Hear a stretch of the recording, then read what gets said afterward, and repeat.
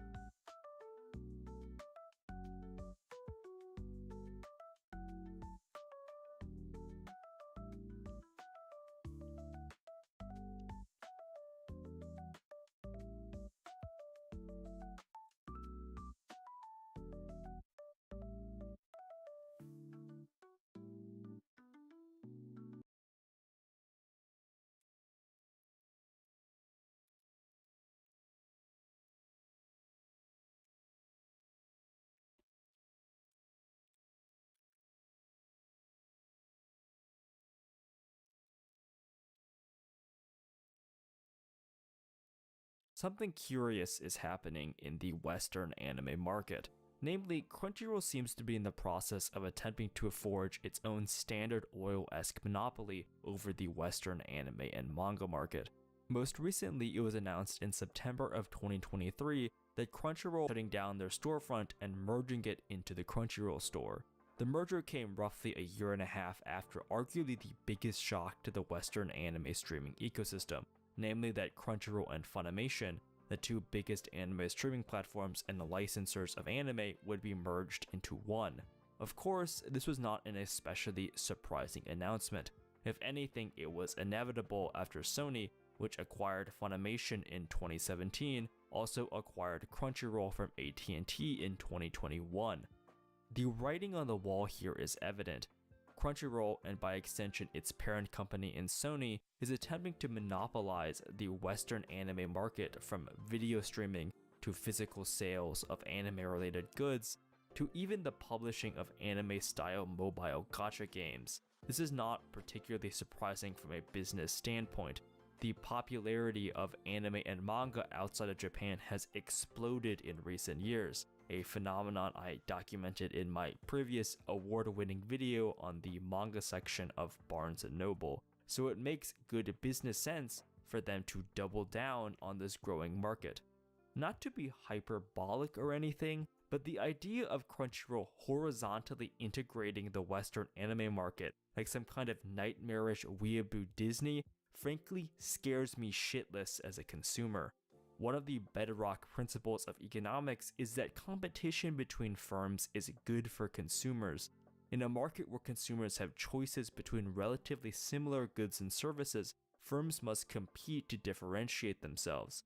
They might strive to provide superior customer service, higher quality goods, or lower prices. The entire reason why monopolies are bad is because once an entire market for a good or service has been cornered by one firm, they can now engage in anti-consumer practices like raising prices or reducing quality. Crunchyroll is a textbook example of how lack of meaningful competition leads to a lower quality product. For its entire existence, at least until it was transformed to solely hosting legal content in 2009, Crunchyroll has been the premier online platform for watching anime legally. As a side note, the moralism from some Crunchyroll defenders about supporting the industry is rather amusing for a company that got off the ground by quite literally stealing unlicensed fan subs from people and profiting off of them, but that is neither here nor there. Since Crunchyroll has effectively always been the go-to platform for international anime fans looking to watch anime legally, they've never really had any meaningful competition in this space. There have been a couple of half-baked attempts at launching competitors like High Dive or Anime Strike, but they've all had extremely limited success.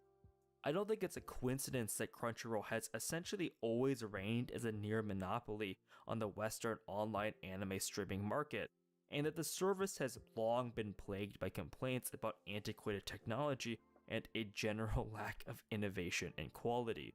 For a few examples of what I mean by this, Crunchyroll didn't roll out a skip intro button until 2022, something Netflix has had since 2017.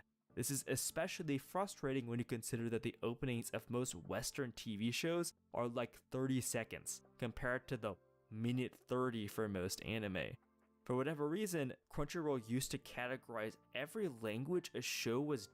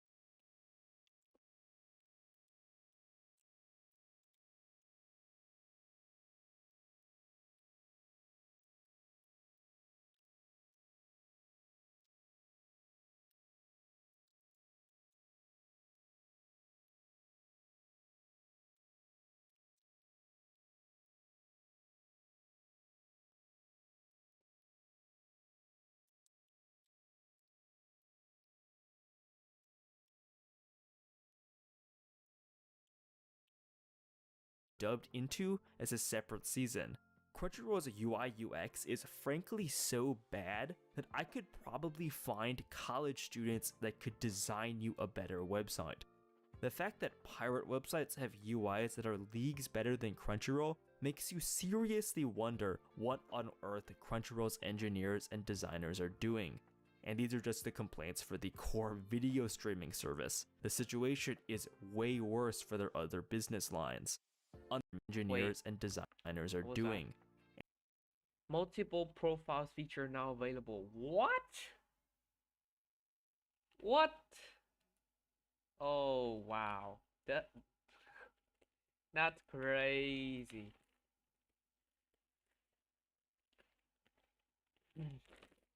Finally catching up to Netflix.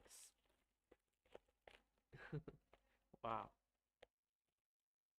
Netflix isn't that good anymore, to be honest.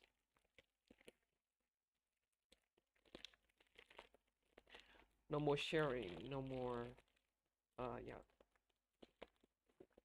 All of that as well. Crazy.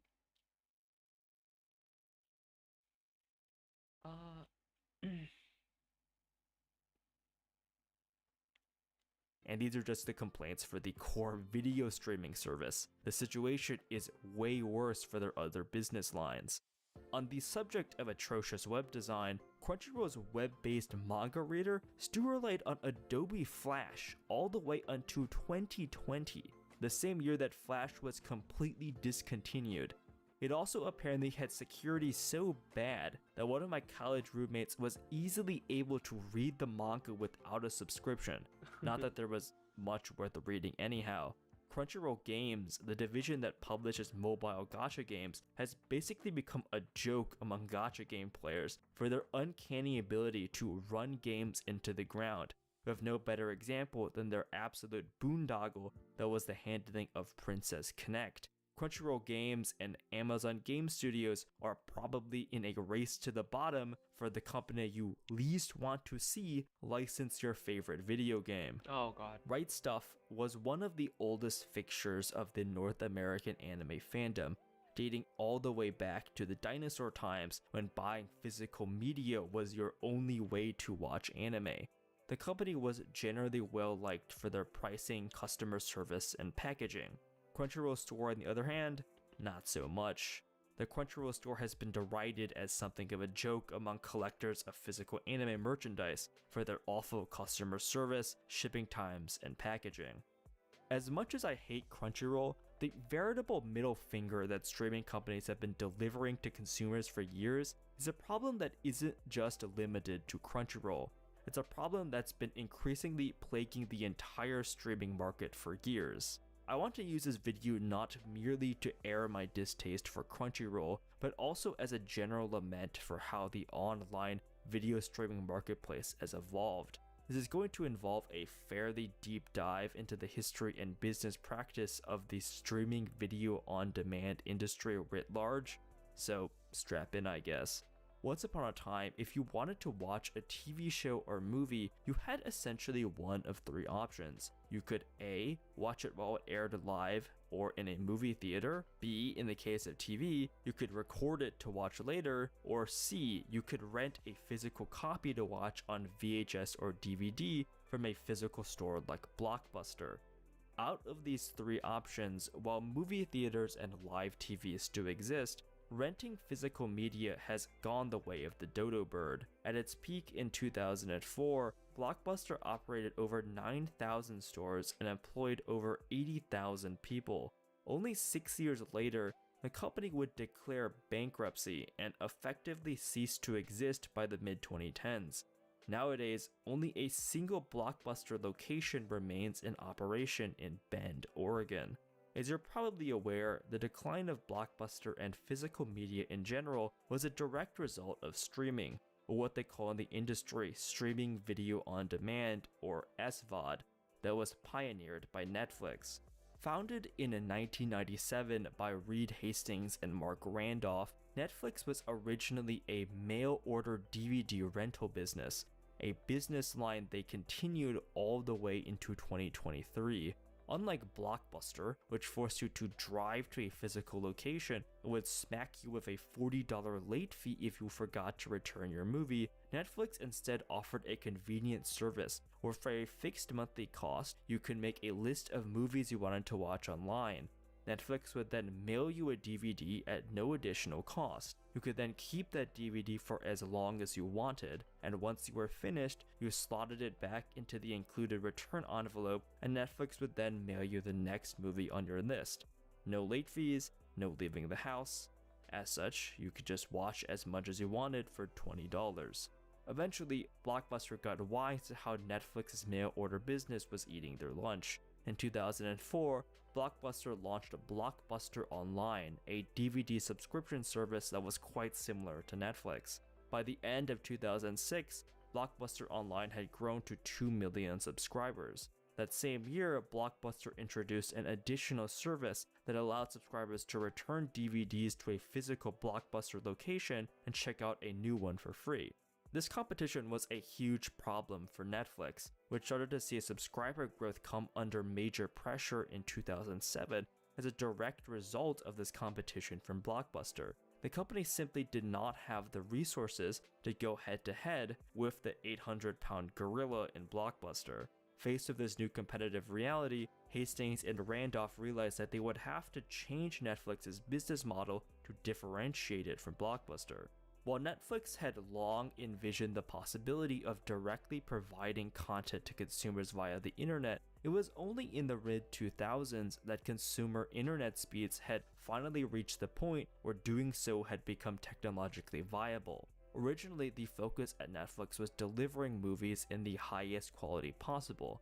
As such, the initial idea for internet distribution was to provide some kind of physical peripheral that would download movies overnight for users to watch. However, at around the same time, YouTube burst into the scene in 2005. The rapid success of a platform limited to 480p convinced Netflix to change course, scrapping their plan for a physical movie downloading peripheral and instead retooling it into an online video on demand streaming service.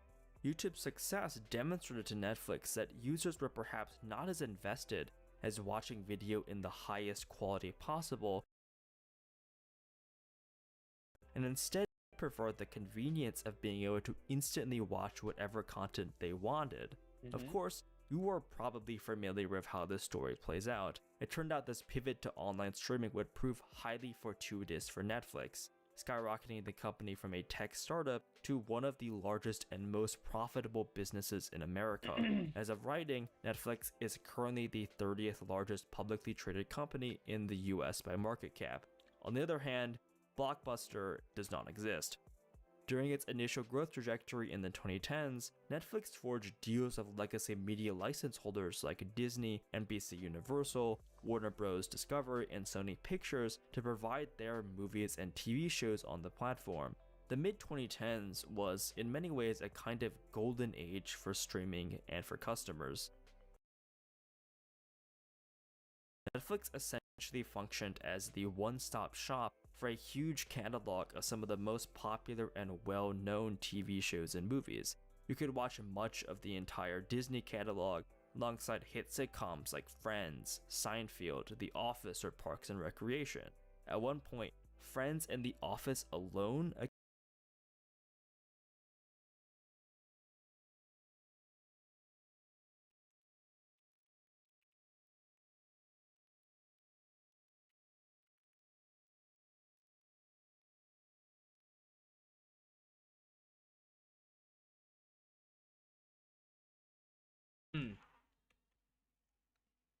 accounted for audio over sucks. 10% of all of the views on Netflix. At some point, all of these legacy license holders realized that they were basically being swindled by Netflix. They were more or less being paid pennies on the dollar to provide their content to Netflix, while the company grew its user base parabolically off the backs of their content. As such, towards the end of the 2010s, we start to see this huge explosion of new streaming service come into the landscape, many of which are backed by legacy media giants who once partnered with Netflix. Disney removed all of their content to create their own service in Disney+. NBC pulled The Office and Parks and Rec to form Peacock, Paramount formed Paramount+, Warner Bros. Discovery rebranded HBO Now into HBO Max, and finally just into Max, a transition I still don't fully understand. The streaming landscape has turned into such an absolute clown show. Wow. That sucks.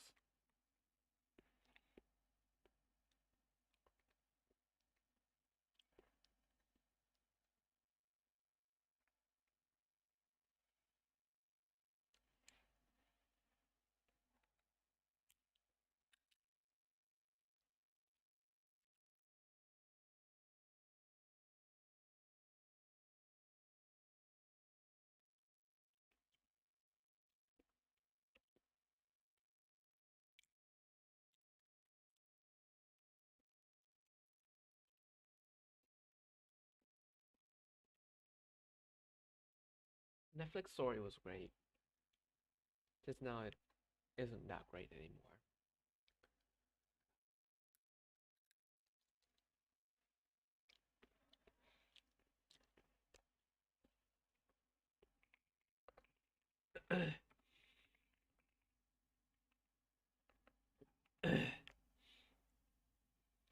You either die a hero or live long enough to see yourself become the villain. God damn it.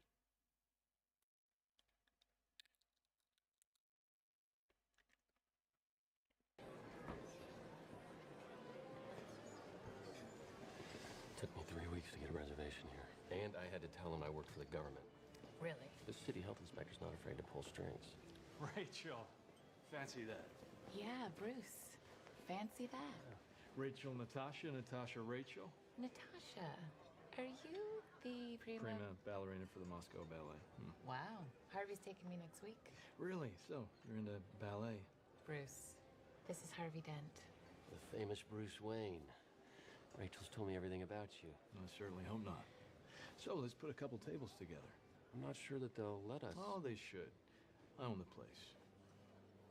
How could you want to raise children in a city like this? Well, I was raised here. I turned out okay. Is Wayne Manor in the city limits?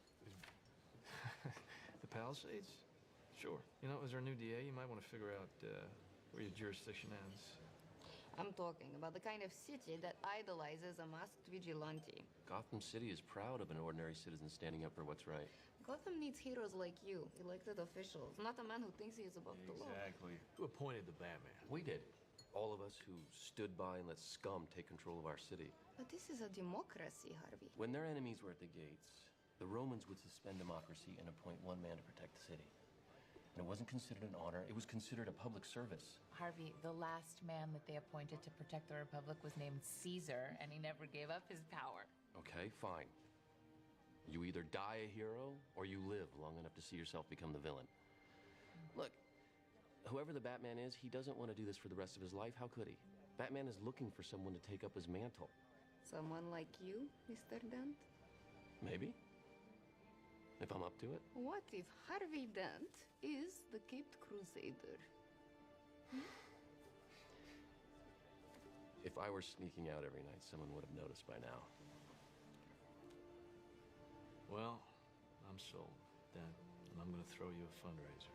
That's nice of you, Bruce, but I'm not up for re-election for 3 years. No, you don't understand. One fundraiser with my pals. You'll never need another cent.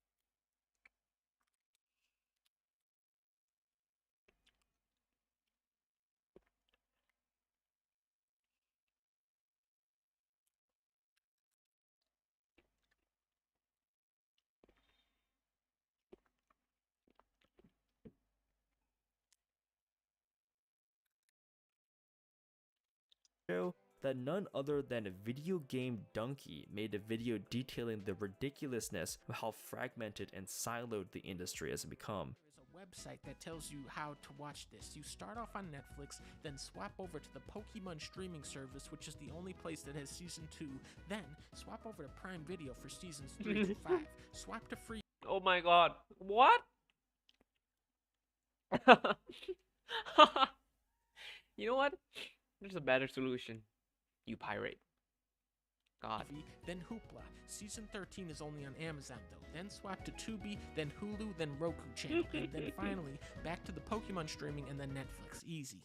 In retrospect, this development isn't particularly surprising and was probably inevitable. Investors love software-based businesses like Netflix for a couple of reasons. First, the marginal cost of providing a streaming service to each additional customer is virtually zero. Compared to the sale of physical products, software businesses have essentially zero marginal cost for each unit they sell. No matter how much you streamline your production and capitalize on economies of scale, each box of cereal or pair of shoes is going to have a much higher marginal cost than the penny's worth of bandwidth and server space required to accommodate each additional Netflix subscriber. As a result, the net profit margin for a business like Netflix is upwards of 15%, while a traditional retailer like Walmart has a net profit margin much more in the ballpark of 3%.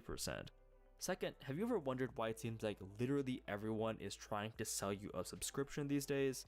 Well, it's because subscription models provide highly consistent, predictable, recurring cash flows. Especially in the media business, which can be extremely cyclical and boom and bust based on how well different movies and TV shows perform, having a consistent cash flow from a subscription service to buttress their revenue is highly appealing to corporate bigwigs and investors. It's not exactly a surprise then that Disney, NBC, Warner Bros. Discovery, Paramount, etc. all looked at the massive success of Netflix and thought that, hey, they could do it too. Even YouTube tried to get into the game with YouTube Red. Remember when they made that Karate Kid reboot? After all, at the end of the day, how hard could making a new streaming service be? This wasn't some unknown frontier, it was a well-established business model at that point. As it turned out, the answer was that getting a new streaming service off the ground wasn't that easy, even if you had powerhouse media licenses to work with. While the launch of Disney Plus was initially met with much excitement for investors in 2020, it quickly became clear that the service was not generating the user growth and revenues that Disney had originally promised. Instead, the service had become a veritable financial nightmare, marred by cost overruns, inefficiencies, and underperformance. After reaching a peak in 2021, Disney stock has sunk to its lowest point in 10 years. AT&T, the telecom giant that originally owned Warner Media and by extension HBO Max, must have realized that their entertainment division was ailing, so they spun off Warner Media with Discovery and stuck investors with a steaming turd of a company that has lost over 50% of its stock price since its spin-off was finalized in April of 2022. It wasn't even just the new players that were getting burned by this increasingly crowded streaming market. In 2022, for the first time since introducing their streaming service, Netflix reported that their subscriber numbers had actually started to decline, a trend that continued into the second quarter of 2022. This news completely shattered investor confidence in the company, sending the stock price free falling down 70% from all-time highs in just the first half of 2022. It wasn't uncommon to hear commentary from investors and industry analysts at the time that Netflix's business model was, at best, under serious threat and, at worst, completely doomed. In order to combat declining subscriber numbers, rather than investing in improvements to the service or trying to shore up profitability by not doing things like pissing away money on Netflix originals no one likes, Netflix instead decided to try and nickel and dime its customers to reinvigorate growth. The company first started by cracking down on password sharing, restricting the number of households that could use the same Netflix account. Furthermore, they abandoned founder Reed Hastings' long-standing commitment to never introduce ads, creating a cheaper ad-supported tier while bumping the price of the old subscription tier most users were used to. This turn of events never ceases to amuse me, considering that as recently as their 2019 earnings call, Hastings derided advertising as, quote, exploiting users. Both of these practices are objectively anti-consumer. Netflix is making their service more expensive and worse for users who are not providing anything in return. In the short term at least, Netflix's finagling to boost subscribership has worked. After a rocky 2022, subscriber growth has started to trend in the right direction, largely driven by improvements in international markets, and the stock price has largely recovered since those 2022 lows. In most industries, competition is good for consumers. It provides customers with more options and forces all of the players to improve their service quality and prices to stand out from one another. Netflix's arrival on the mail-order DVD scene forced Blockbuster to scrap its late fees and introduce a mail-order business of their own. The arrival of new fast casual dining establishments like Chipotle, Panera, or Cava has forced legacy fast food chains to revitalize their menus. The resurgence of AMD has forced Intel to invest serious money into capital improvements in order to stay competitive in the chips business. However, the problem with this new streaming landscape is that it hasn't led to better quality service or even particularly better content. Rather, it's just led to a horrid anti-consumer nightmare. If I want to watch all the parts of one media franchise, I shouldn't need to subscribe to 4 different streaming services just to make that a reality. The problem is that the market for video streaming is what economists refer to as monopolistic competition.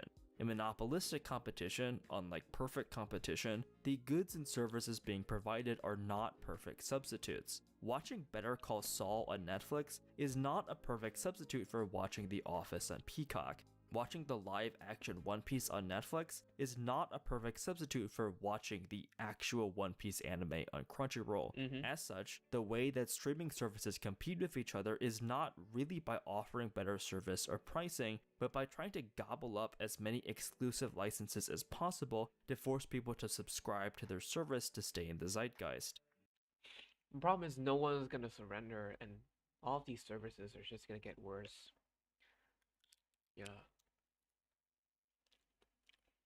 This is bad. Bad for them, bad for us.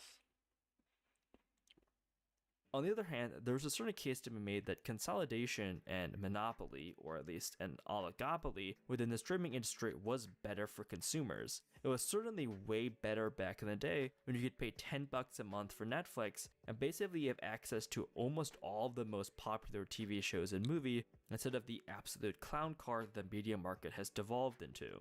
Indeed, this is probably why a lot of anime fans cheered the collapse of Anime Strike. There is some case to be made that it's preferable for Crunchyroll to have a near monopoly on the anime industry, so people don't have to subscribe to like 5 different services just to watch the anime they want. On the other hand, Crunchyroll is just an awful company. Their technology is chronically years behind other streaming services like Netflix, and they have demonstrated that they frankly do not give a shit about making improvements to their service. After all, why would they? There's no other place for anime fans to go if they want to watch anime legally. Crunchyroll could be essentially as terrible as it wants as long as they deliver some minimal viable product. This isn't even to mention the absolute disaster area that is their other business lines, like the game publishing arm or the Crunchyroll store. Of course, the specter that always looms over these discussions of online media is piracy. To be honest, I have never paid for Crunchyroll, or any streaming video on demand service for that matter, and as a matter of principle, I never will. I don't want to give my money to these companies and implicitly validate these horrid anti-consumer business models. Frankly, I don't personally know anyone in my life who plays for Crunchyroll.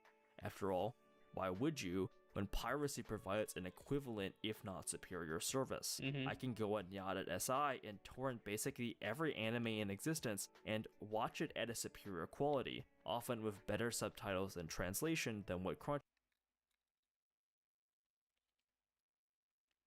God. Wow.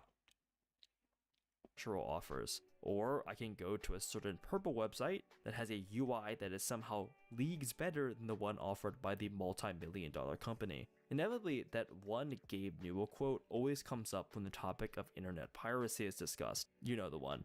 the one that goes, piracy is almost always a service problem and not a pricing problem. There is basically no better example of this than the music industry. For those of you who were too young or literally weren't alive yet, during the early 2000s, there was this huge stir in the music industry about the rampant growth of Napster. music piracy via new computer applications like Napster or LimeWire. The music industry responded by attempting to shut down these fledgling P2P music services by smacking them with lawsuits. Napster was ordered shut after a successful music industry lawsuit less than 2 years after the service began operations.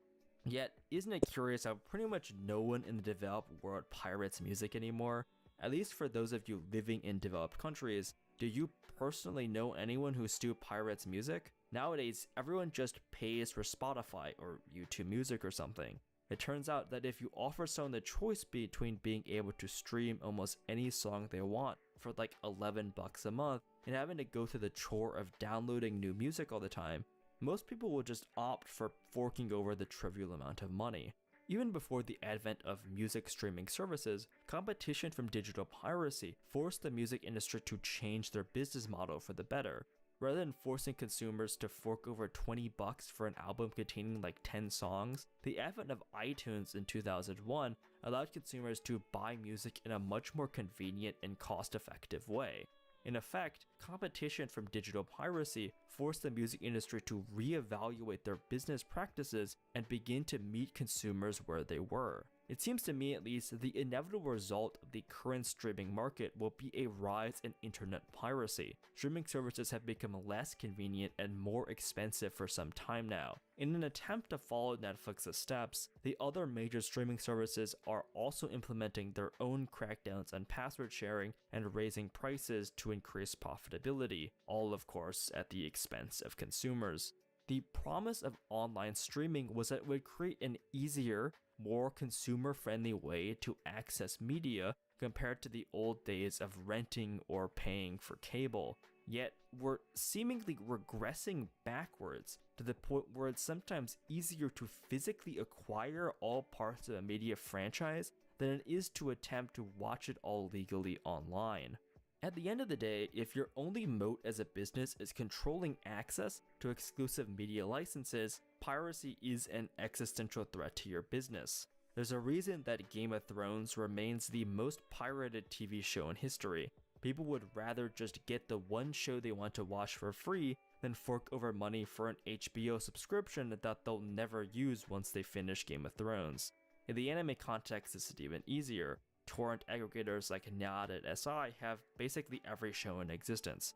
If you don't want to download, there's no shortage of illegal websites that will allow you to watch almost any anime you want. Whereas Western media licensors tend to be fairly aggressive about defending their copyrights, Japanese license holders have historically been quite lax about ending overseas piracy of anime, largely because the business model of anime has historically revolved around domestic sales of physical media and merchandise related to anime series.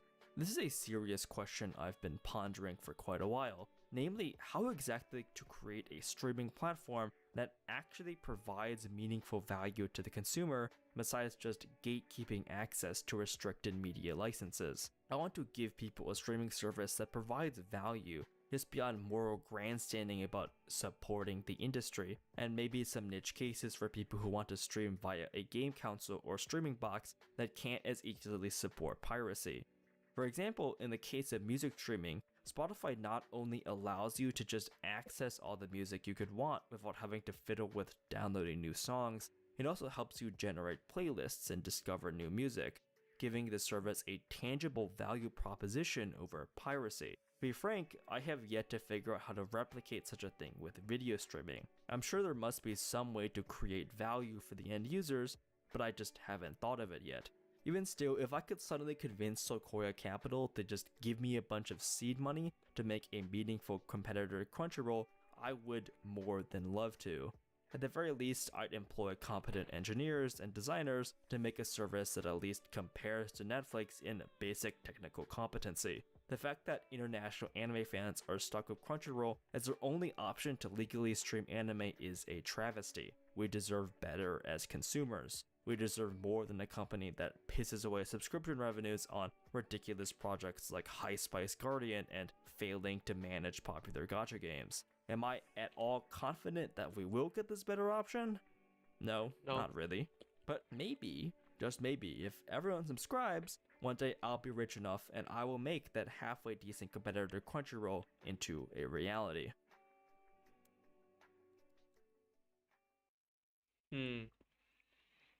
There's already Miro, so I don't give much thoughts about this, to be honest.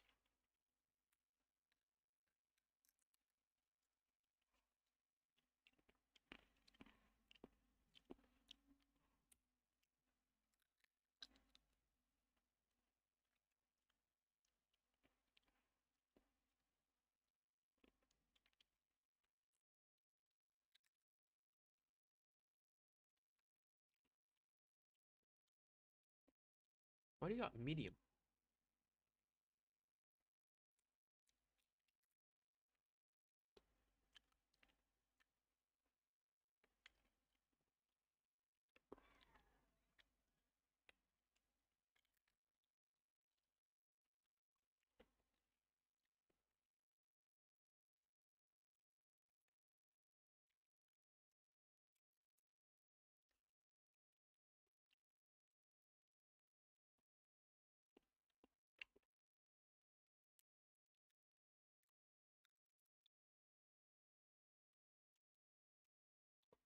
Seemingly regressing backwards to the point where it's sometimes easier to physically acquire all parts of a media franchise than it is to attempt to watch it all legally online.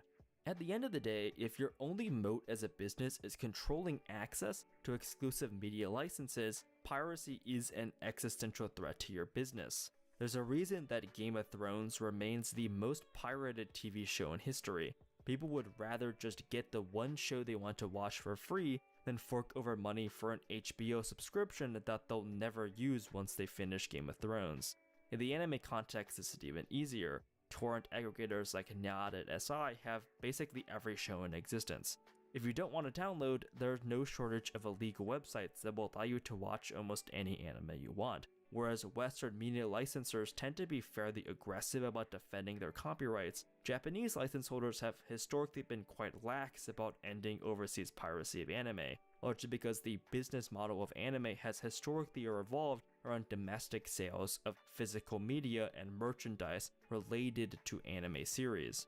This is a serious question I've been pondering for quite a while, namely how exactly to create a streaming platform that actually provides meaningful value to the consumer besides just gatekeeping access to restricted media licenses. I want to give people a streaming service that provides value just beyond moral grandstanding about supporting the industry, and maybe some niche cases for people who want to stream via a game console or streaming box that can't as easily support piracy. For example, in the case of music streaming, Spotify not only allows you to just access all the music you could want without having to fiddle with downloading new songs, it also helps you generate playlists and discover new music, giving the service a tangible value proposition over piracy. To be frank, I have yet to figure out how to replicate such a thing with video streaming. I'm sure there must be some way to create value for the end users, but I just haven't thought of it yet. Even still, if I could suddenly convince Sequoia Capital to just give me a bunch of seed money to make a meaningful competitor to Crunchyroll, I would more than love to. At the very least, I'd employ a Maybe you can.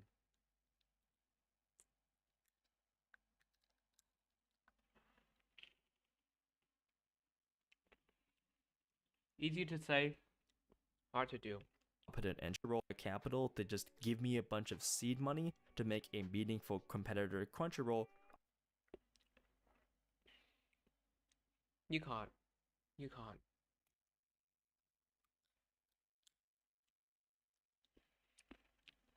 I would more than love to.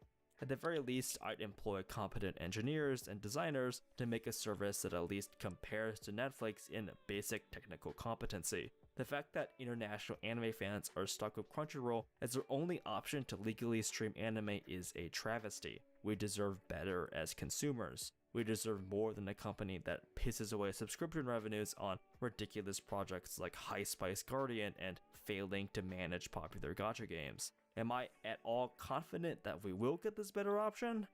No, not really. But maybe, just maybe, if everyone subscribes, one day I'll be rich enough and I will make that halfway decent competitor to Crunchyroll into a reality.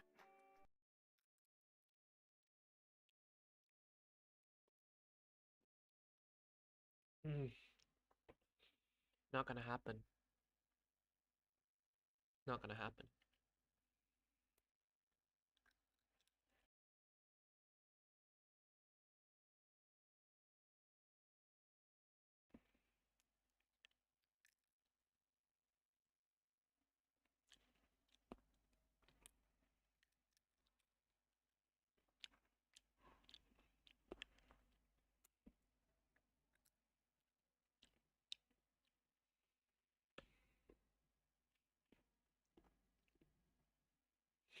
That's also why I'm trying to make my own animation studio.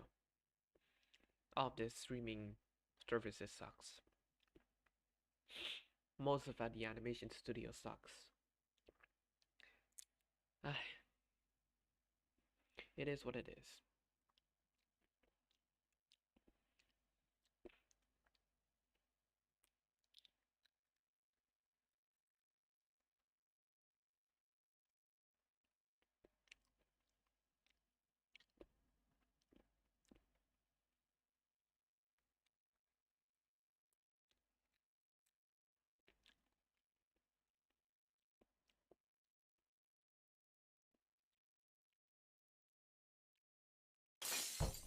Have you ever watched an anime, thought it was amazing and perfect, but something was stopping it fully connecting to your heart? For me, how much I like an anime is based on how much it makes me feel instead of its quality. Even if something is undeniably well written and good, it doesn't always equate to feeling anything. And what I value from anime is feeling.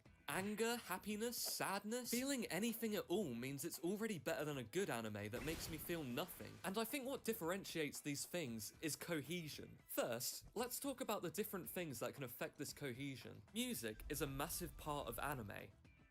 Music sets the tone for a scene. Depending on the song playing, it can change what interpretation you're supposed to take away. Music is anime's greatest tool in making you feel. It allows the creators of the anime to manipulate you into feeling whatever emotion they're intending. And I would go as far to say that the music is the most important thing in setting the tone of a scene. So obviously, if you really want to connect with the viewer, you need to get the music right. Psyche K is a great example. Its music is chaotic and fast, to match the fast pace and constant jokes. For me, Psyche K is one of those anime that makes me feel. Because its music is so unique, not only does it fit perfectly with the tone of the show, it doesn't sound like any other anime soundtrack. So it makes Psyche K feel like a special experience and really stick out in my mind. And this one thing can help you see the rest of the anime in a more positive way. Psyche K has well-written jokes and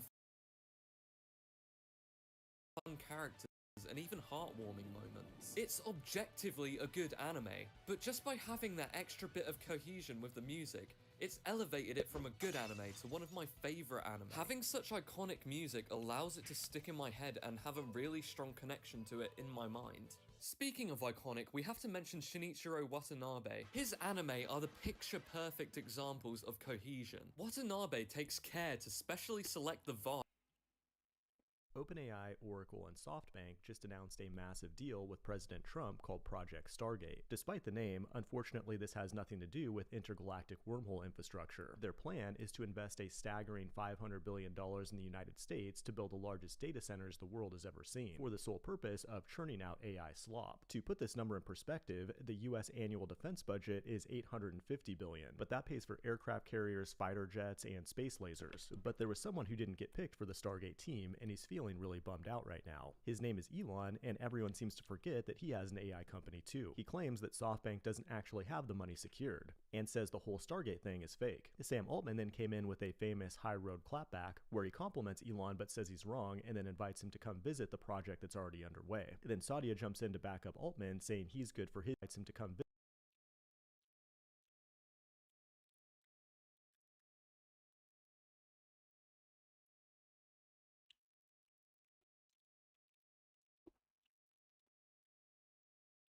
great for the country.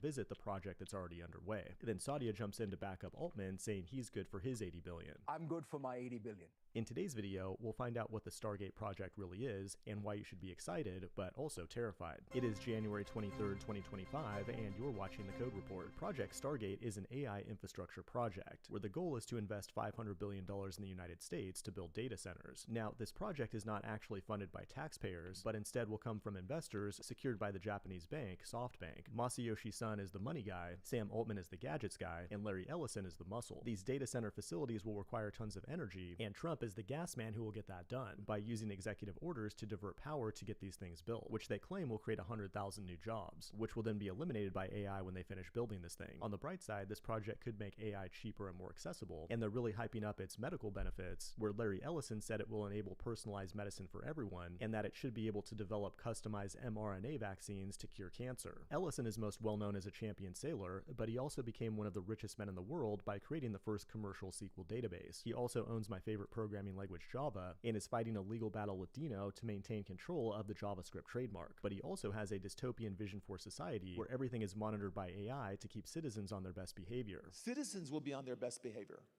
because we're constantly recording and reporting everything that's going on. And we're using AI to monitor the video. This vision will become a reality in the very near future. Stargate currently has 10 data centers under construction in Abilene, Texas, and is expanding to more states soon. And what's interesting is that the government used to have a different Stargate project back in the 70s, which was a top secret CIA project to explore the possibility of psychic warfare. These names are no accident. Oracle sees the future, as Stargate is a portal to other dimensions, and OpenAI is the one who gets to open the portal. The timing is perfect because after years of saying OpenAI would definitely never go for profit, OpenAI just laid out plans to go for profit and give Sam Altman equity to make him billions of dollars richer. And that's surprising because he told Congress in 2023 he was doing it because he loves it. Make a lot of money, do you?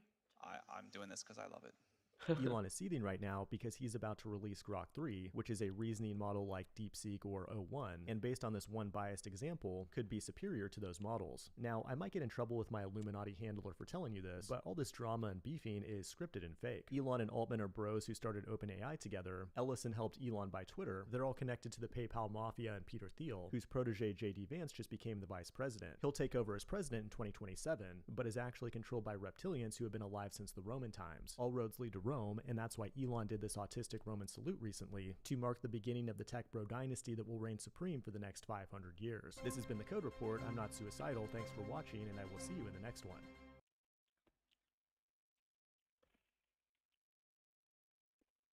It's here, it is ripping fast, and it's $2,000 US.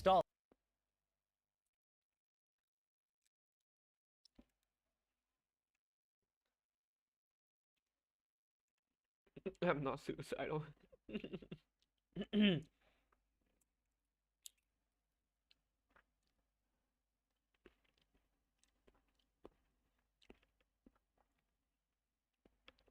But in exchange for your least favoritist of kidneys, NVIDIA promises that their brand new GeForce RTX 5090 will deliver a level of performance that obliterates their only real competition. NVIDIA, more GPU cores? Boom. More VRAM and faster VRAM? Boom, boom. Enhanced RT and AI cores, wider memory bus, and PCIe Gen 5? Boom, boom, boom. On top of that, NVIDIA has packed in a deep learning super shed load of new features that I would love to tell you about, but unless NVIDIA also invented AI teeth extraction, I won't be able to. So instead, I leave this review in your capable hands. See you later. I got it. First up, graphics performance. Let's cut to the chase. Instead of being scammed online, I found a way to prevent you from falling into traps when you buy and sell GPUs. Our sponsor Java is a legit marketplace to score some deals. On Java, it's always real, never cake.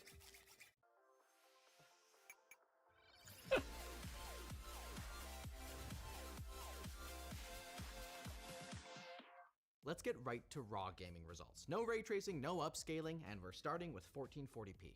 Across our suite of games at 1440p, the 5090 never falls flat on its face, obviously, but still manages to be underwhelming. In the Vulkan-based Red Dead Redemption 2, we see less than a 10% improvement over the 4090, and that lackluster uplift is repeated in F124. More problematic is the embarrassingly small 30% lead over the 7900 XTX, which frequently goes for a little over 2/5 of the price. Oof. And Returnal doesn't bring better news. But as we move on to newer, more graphically intensive games, the 5090 does start to pull away from the pack. In the gorgeous thriller Alan Wake 2, it beats the 3090 Ti by more than double and looks great in Black Myth Wukong, beating the 4090 by 27%. Cyberpunk is another strong point compared to the previous generations, but as low as they are on the chart, it's worth noting AMD's strong performance per dollar in this game, at least when ray tracing isn't enabled. We'll get to that later.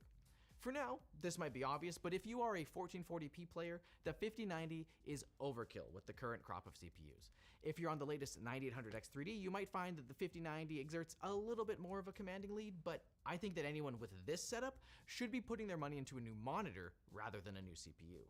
Let's move on to 4K testing, where the CPU bottlenecks are less likely to rear their ugly heads. In Cyberpunk, the 5090 is the first card to ever crack triple digits at our Ultra preset, scoring a 30 FPS lead over the 4090.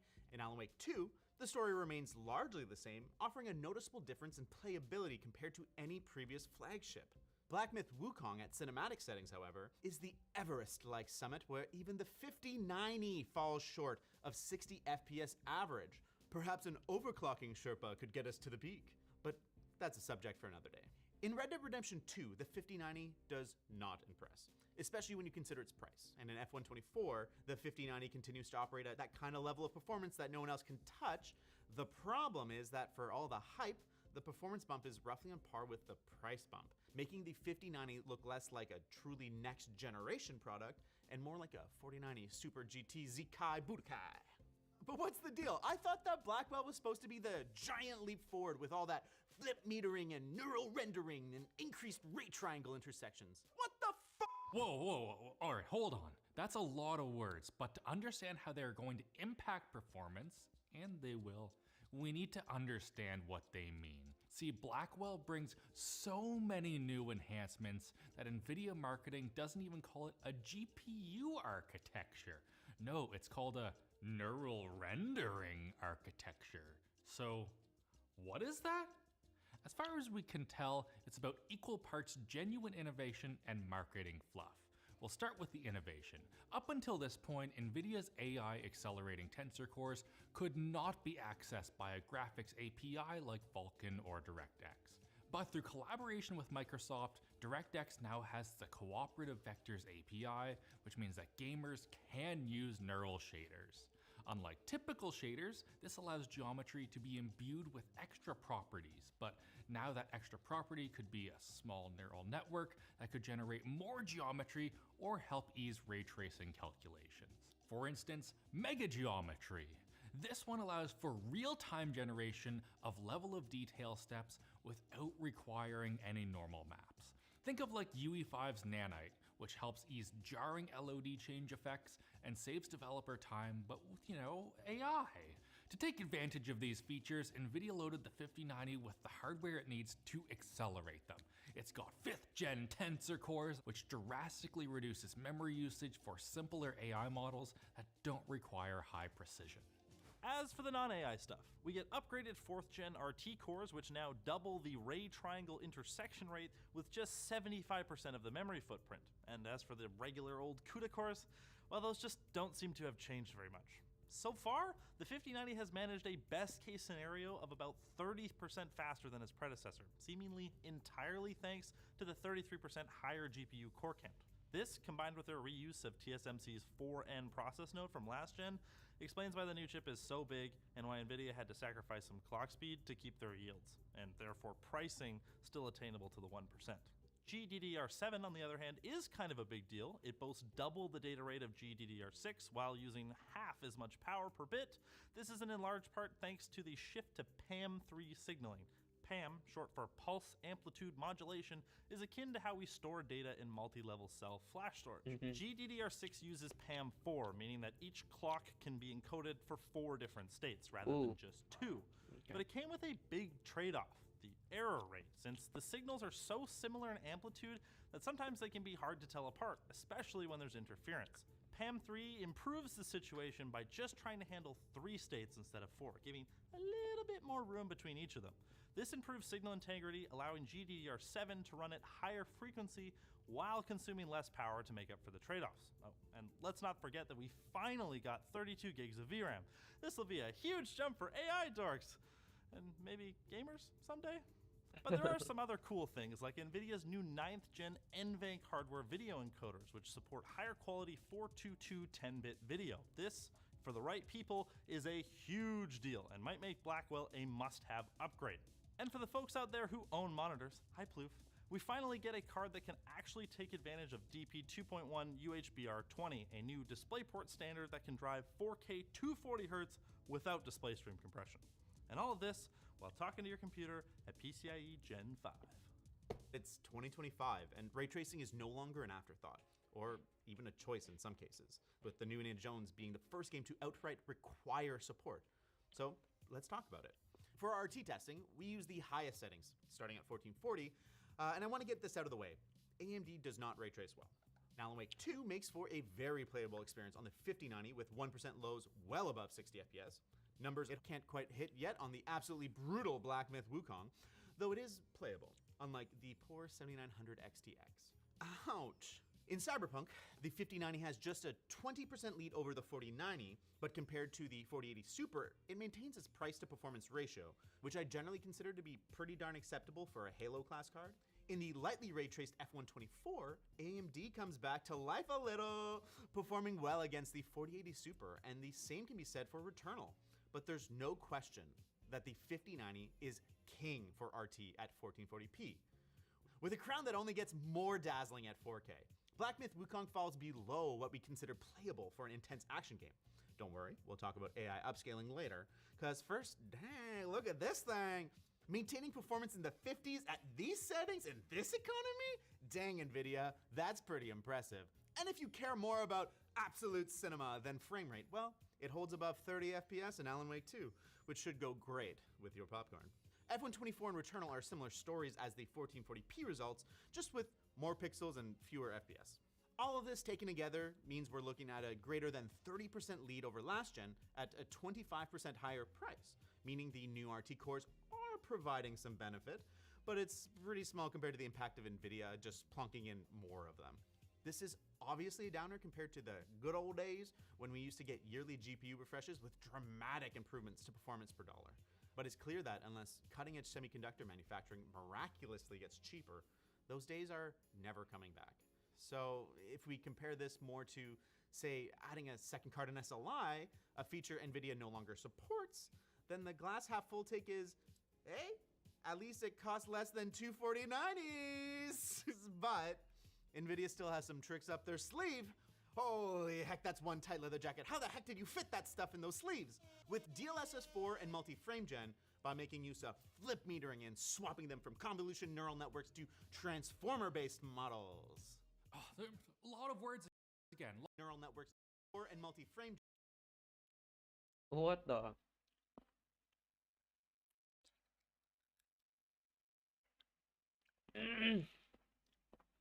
Gen, by making use of flip metering and swapping them from convolution neural networks to transformer-based models. Oh, there are a lot of words again, lots of words again.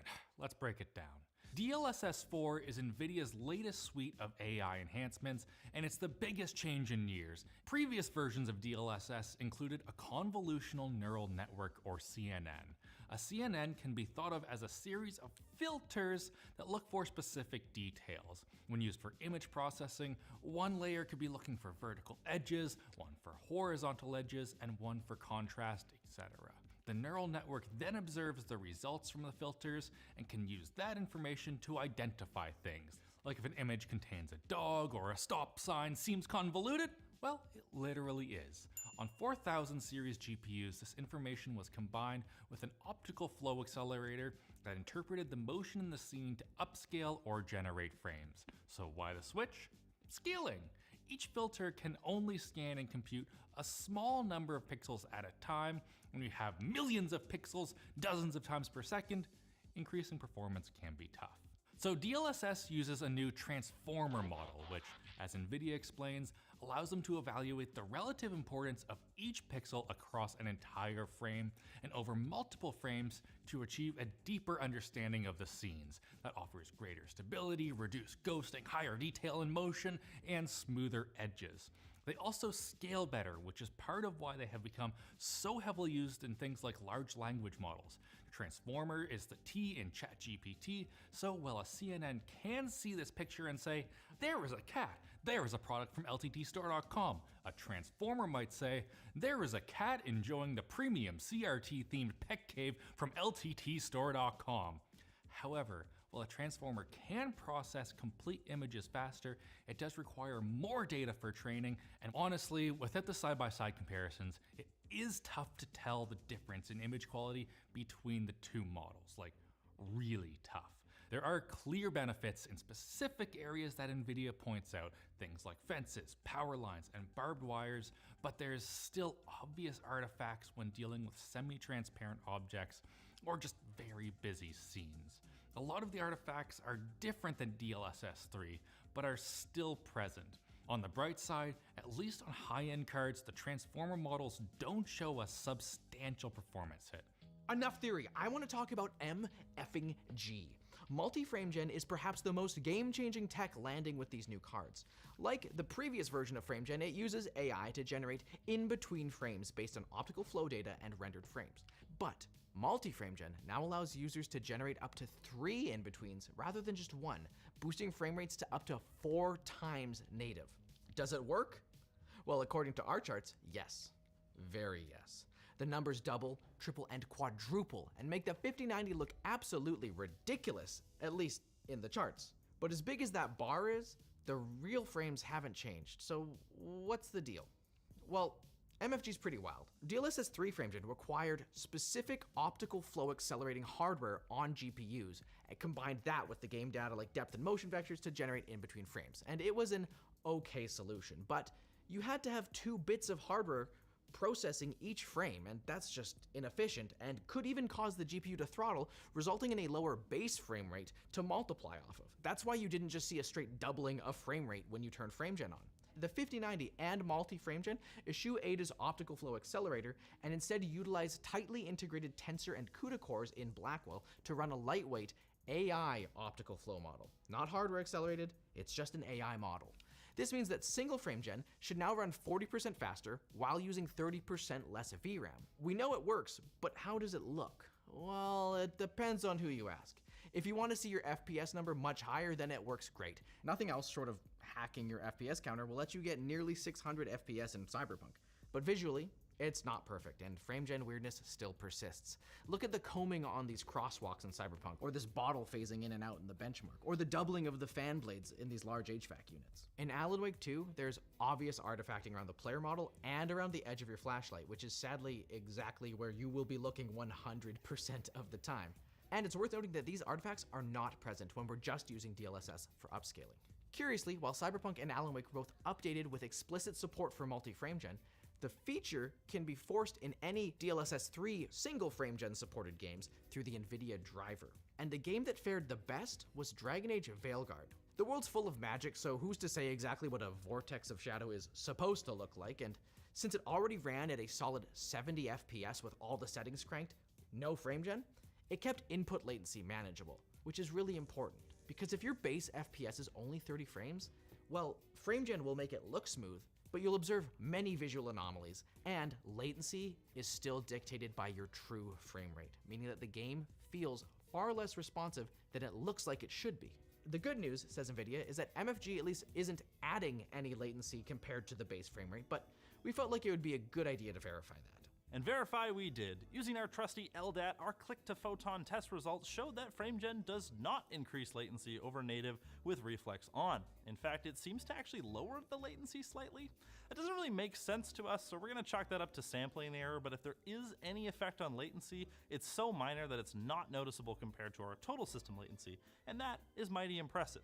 But the issue remains. You can't beat your base frame rate's latency, and when it's disconnected from the motion you see on screen, it almost makes it worse.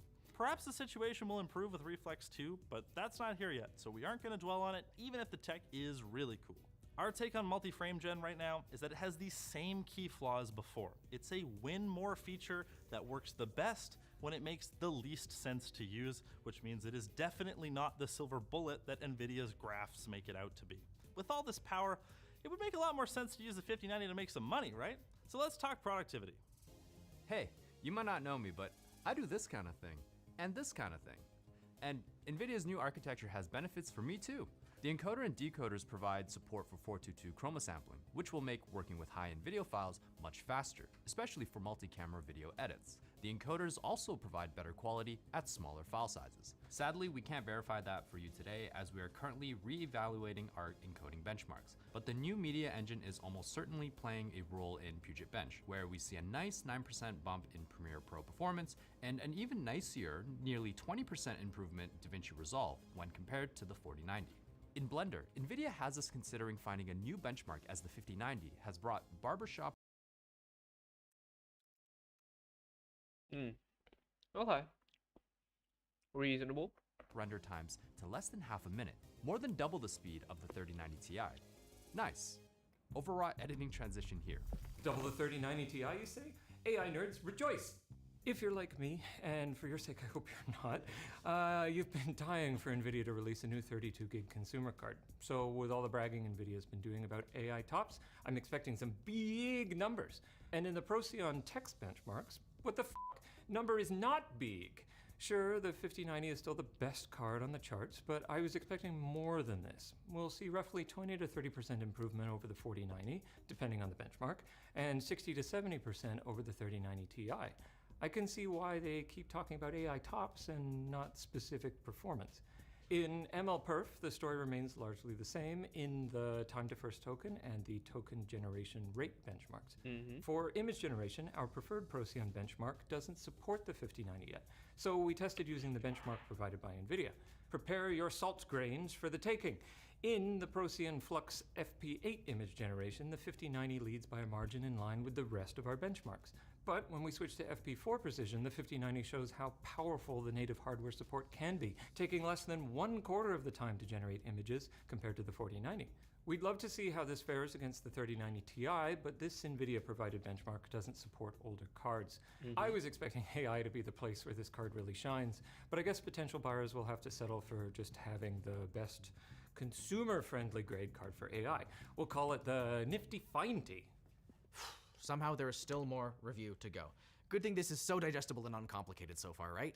Blackwell's main efficiency improvements over Ada seem to come from what they're calling max-Q functionality. It boils down to a few small but significant changes. Improvements to power gating, thanks to an additional power rail and improved logic, allows more of the GPU to switch to a low power state more rapidly. In CPU-bound or frame-capped scenarios, this could help save some power, especially on mobile chips. But in GPU-bound full load scenarios, this monster will absolutely draw its fully rated 575 watts, including transient spikes of as high as 637 watts. Wow. And you can see, even in real-world gaming, it will pull space heater levels of power with an average of 554 watts in F124.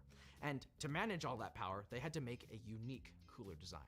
While everyone else was making 4-slot behemoths, NVIDIA built something very different, and man, does it look good. Not only is it classy, it's also innovative, over-ambitious even.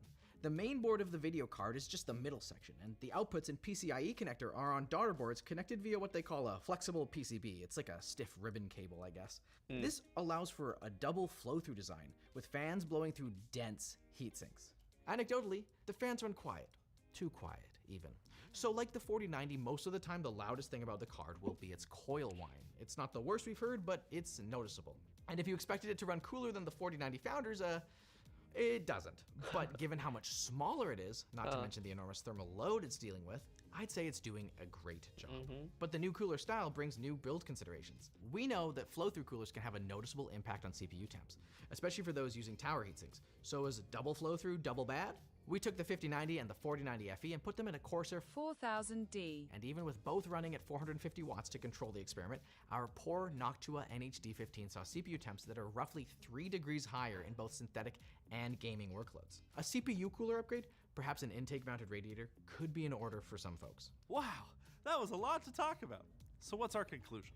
Well, if you're a professional game developer or any other professional, or basically anyone who can use the new performance and especially the new features to make money, it's a no-brainer. As for the gamers, well, if the 4090 was stupid price, but stupid performance, the 5090 is stupider. It provides 30-ish% more performance by using 33% more hardware and 30-ish% more power, and it gets a roughly 25% price increase. Mm-hmm. It's a 4090 plus.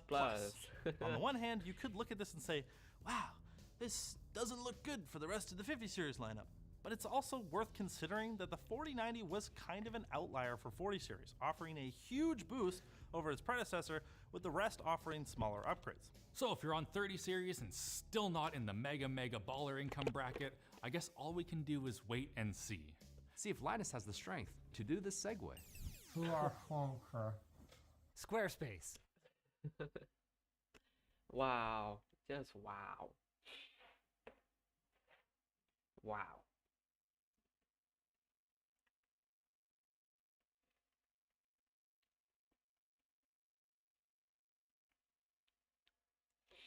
Receive a rejection email from a job you didn't submit an application for.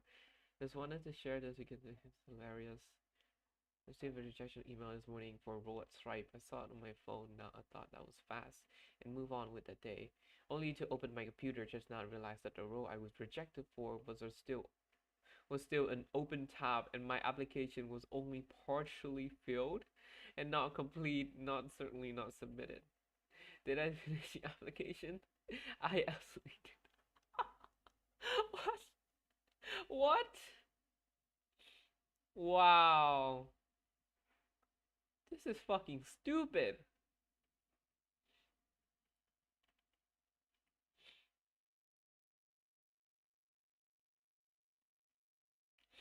That is crazy.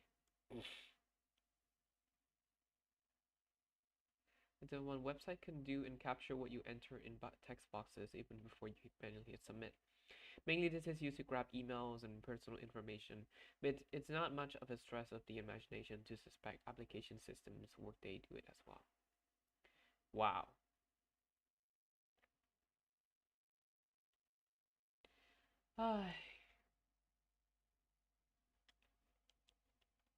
This is crazy.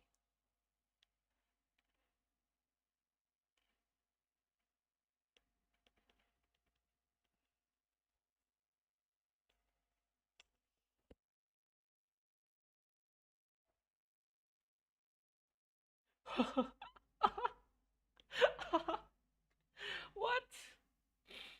What the heck? Oh man. Bro, what? This is absolutely hilarious. Imagine. Oh my god.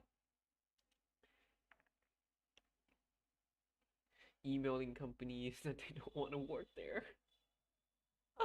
What?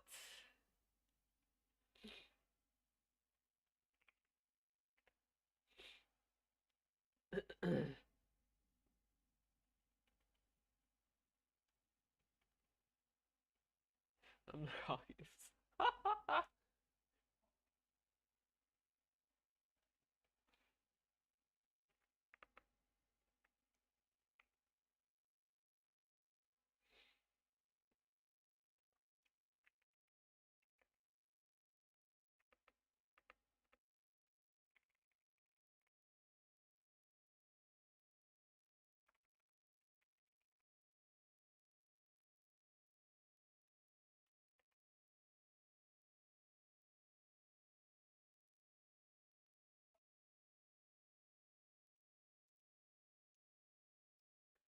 This is hilarious. What the heck? My god. Just wow. Yeah.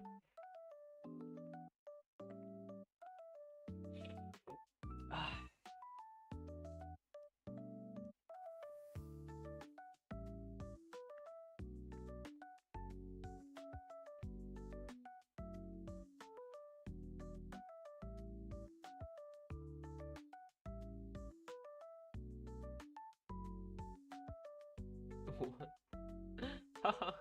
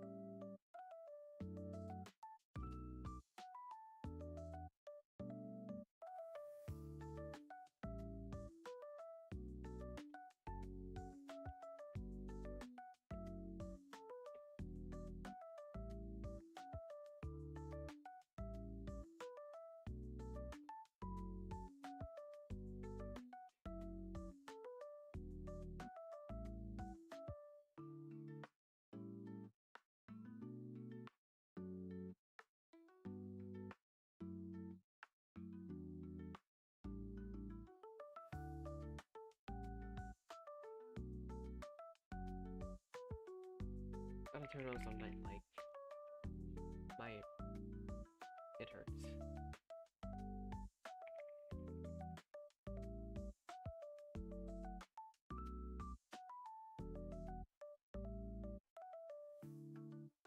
Does it look bad? I think it affects the stream, maybe? A bit.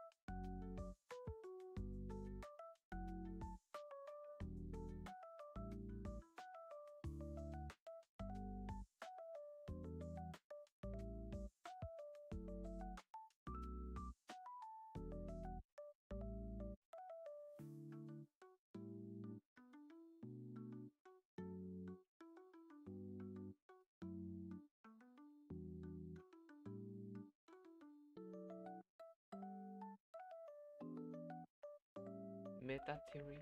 What is this?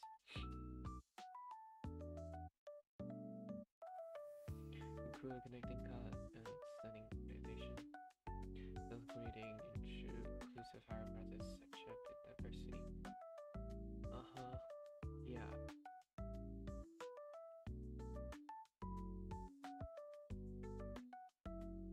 Uh-huh.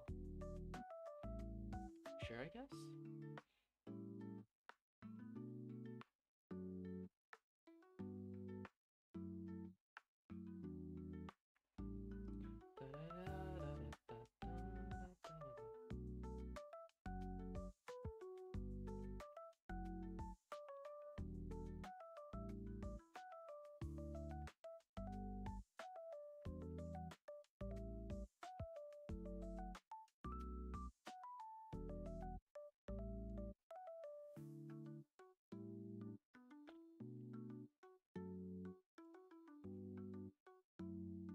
Don't worry about me.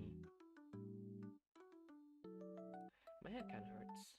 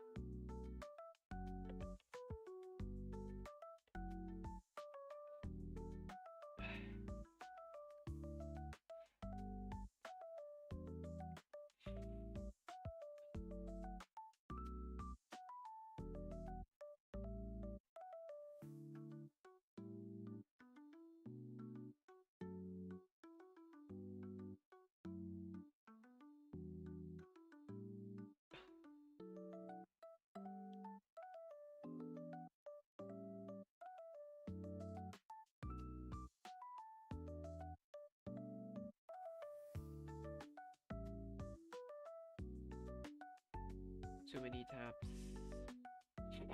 Maybe.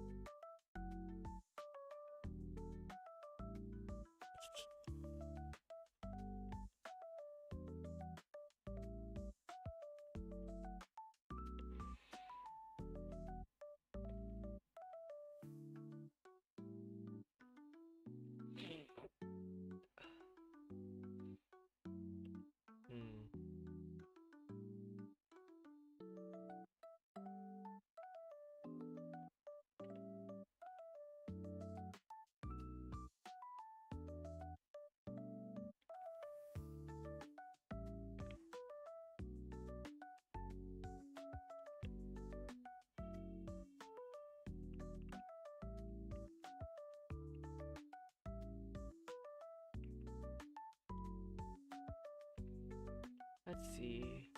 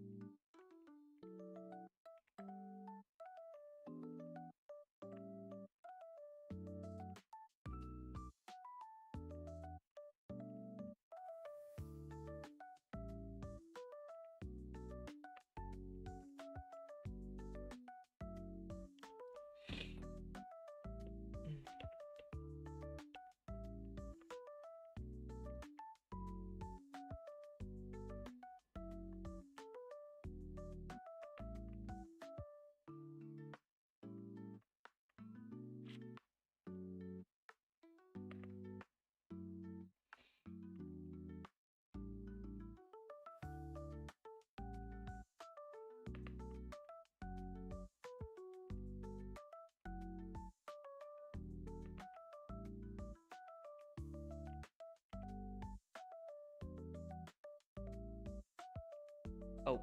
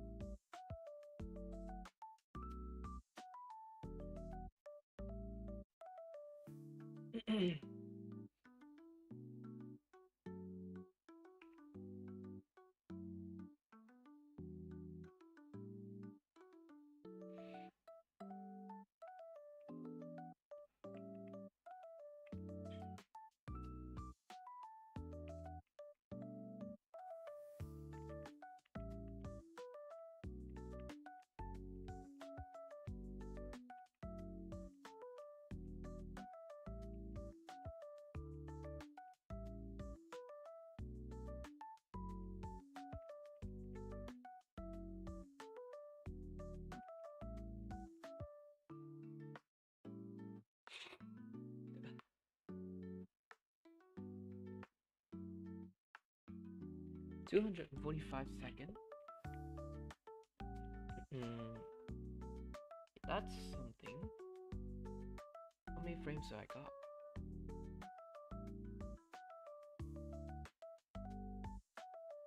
Two, I guess. Got two.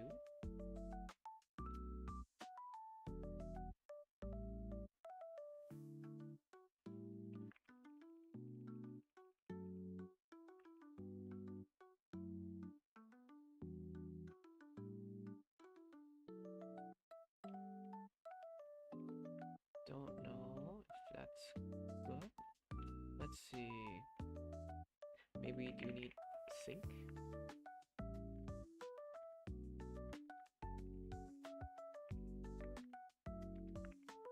Feel like we do need it here, and then also in the whatever this is. And I do think we have that. Yeah. Let's see. Let's do that again. Potentially we do need it because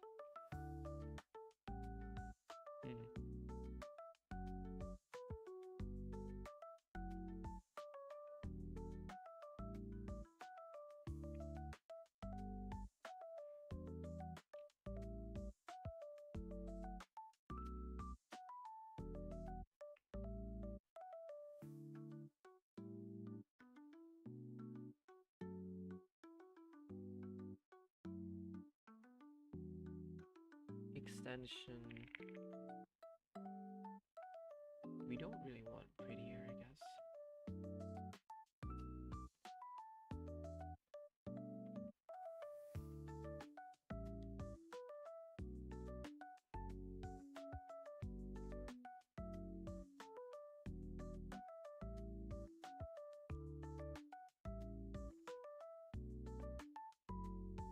See if that works. Not really.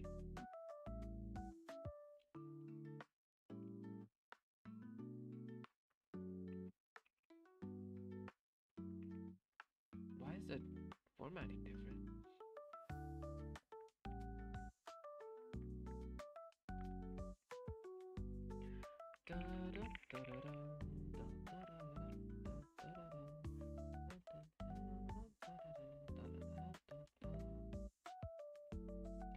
It is, right? No? I guess that's fine. Just looks kind of weird-ish. Some things change.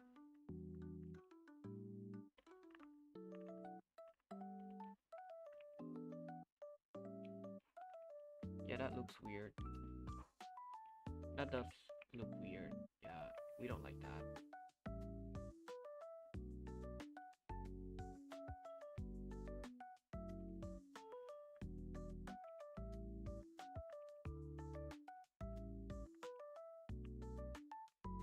I guess we don't really need one.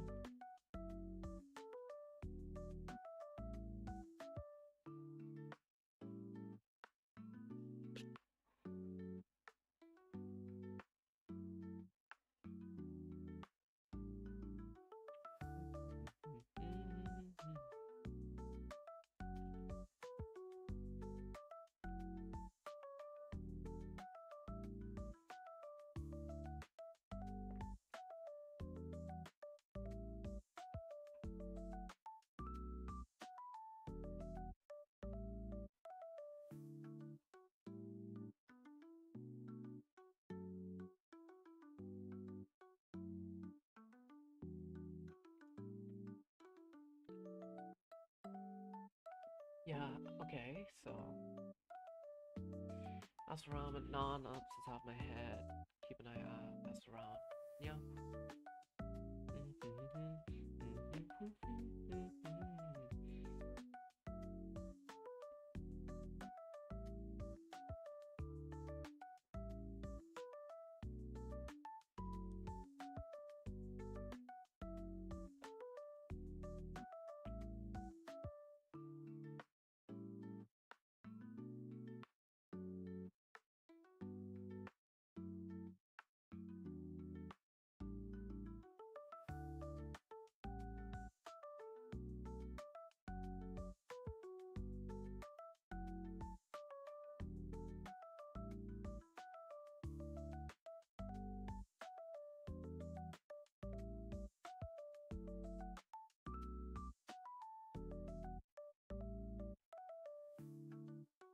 Back to Twitch.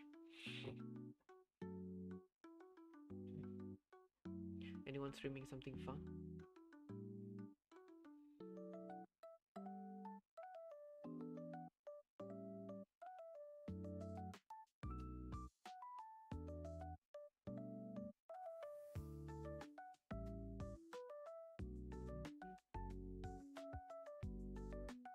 I don't want that. No, yeah. You're doing okay.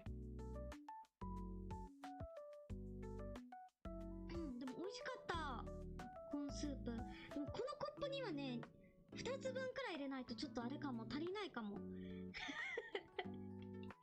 そう。This sidewalk is the worst. それくらいいける。2杯分。でも1回に2杯分ってちょっともったいなくない？ Beetle bars. Beetle bars.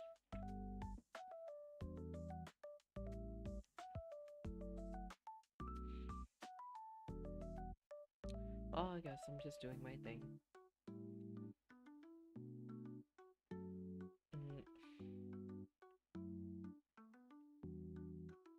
Oh god.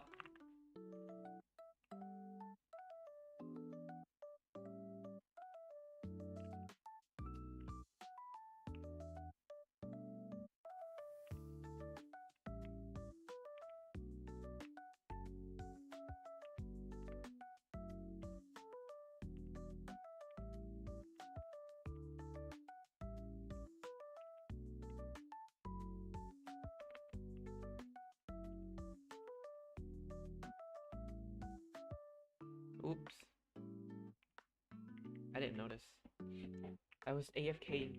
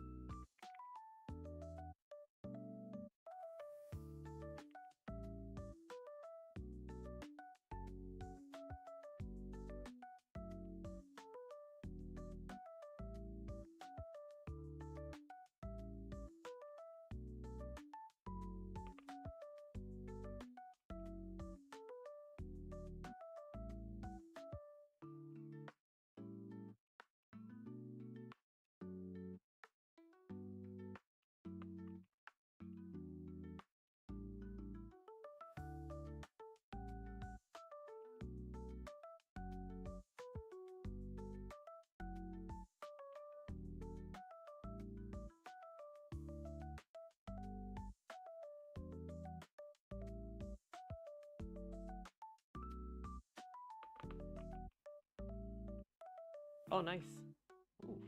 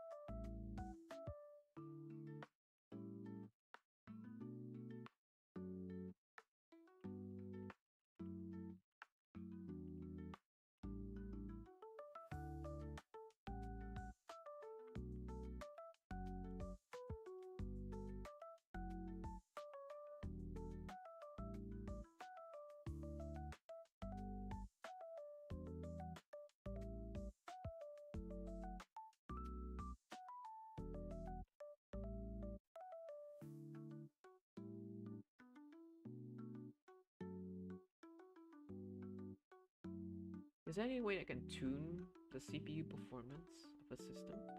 I never. Yeah. PyTorch XOA with the CPU, I guess. CPU.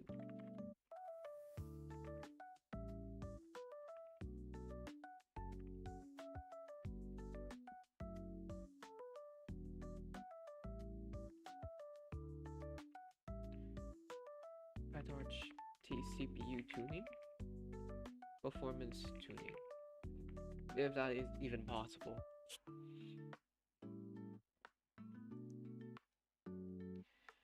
Grokking PyTorch X, yeah, on CPU for better performance. Performance bound tuning is very out of date. The first thing you see when you Google PyTorch performance is this.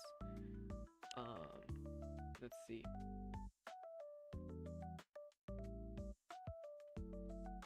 Is it out of date? Could be. And also I can't insert this? That's annoying. Performance tuning guide. Recipe tuning guide. Is this the same one? Yeah, this is the same one. The thing you see is this one thing we should fix. Specific optimization related. Feel free to ping a sign here.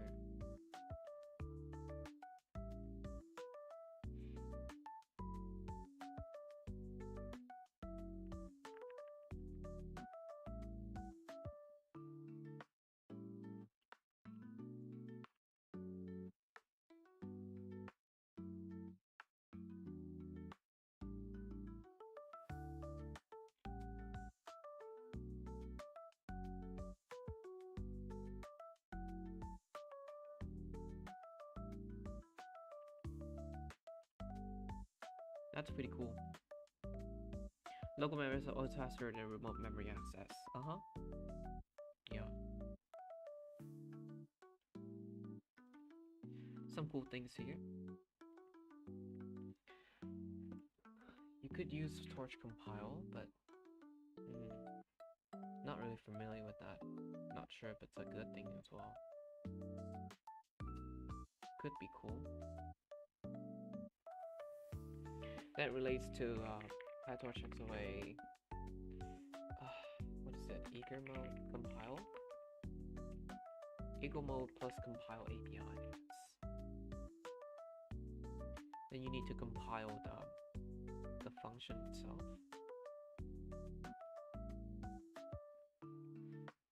Self-update block. There's no concrete step, huh? There's really no concrete step to do that. Step function. XOA experimental compile. I'm just gonna use this, I guess. So basically what it does, it uses the model here, self-model.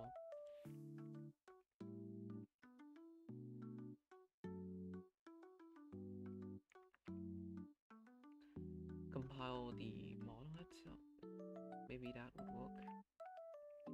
I doubt it would work, but that could be something.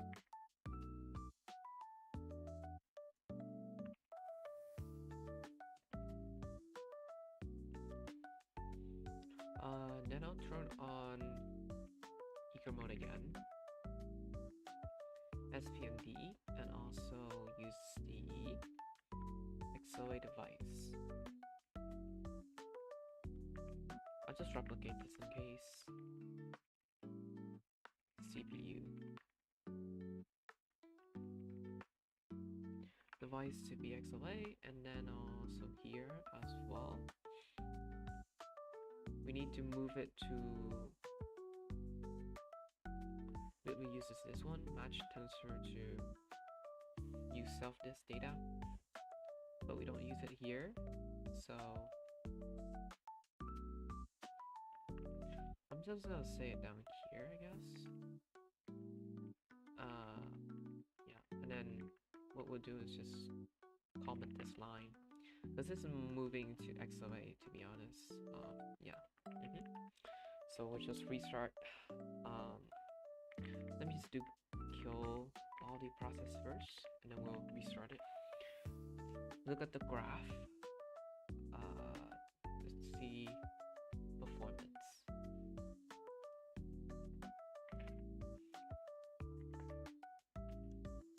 Let me start that. Oh, it's not installed somehow? That's not good.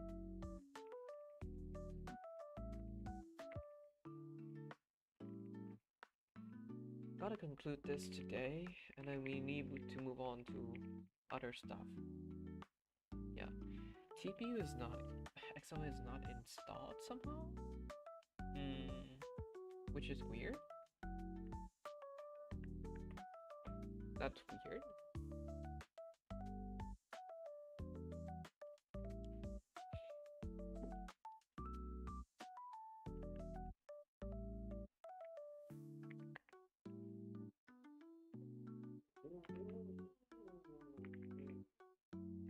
Exemption as E print XOA is not available. And then we'll do the error itself, I guess. It's not installed. And then E. It's not installed. Kill the processes. And then we do it again.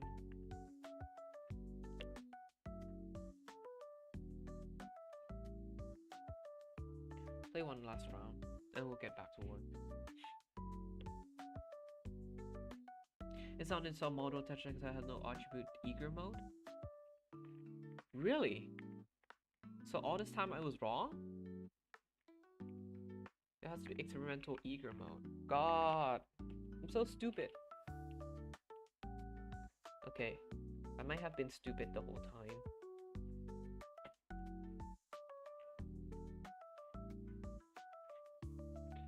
Yeah, XOA is not available.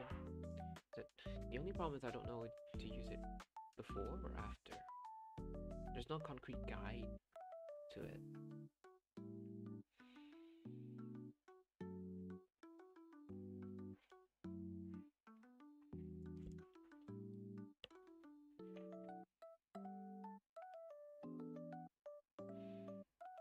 See how that works.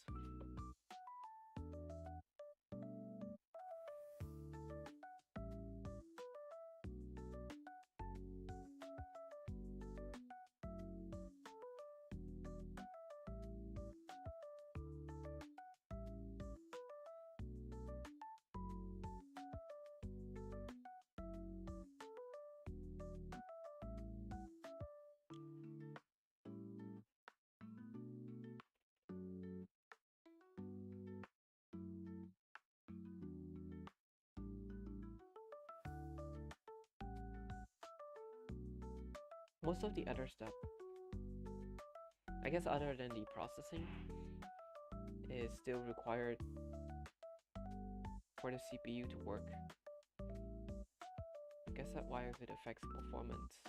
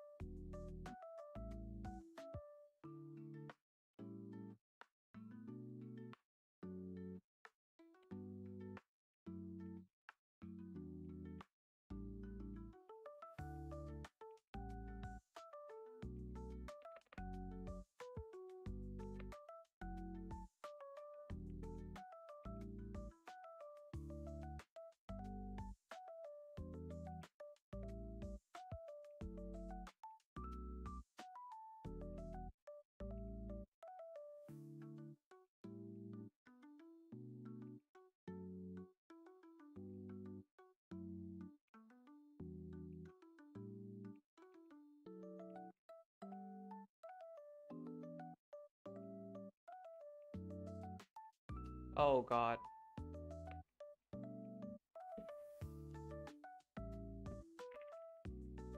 What the heck?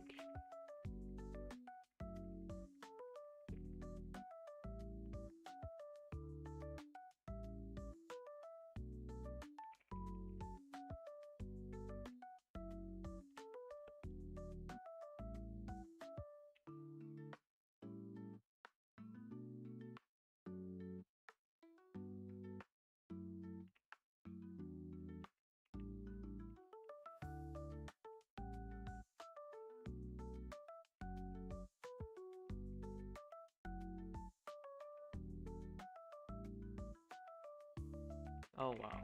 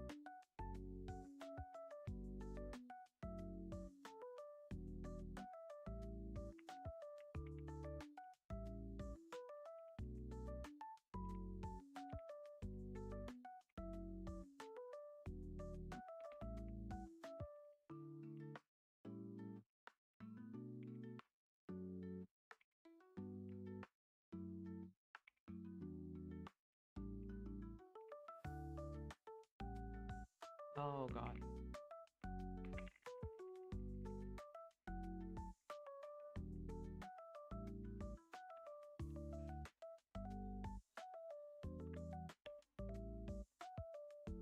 Enough games. Enough games. Let's see.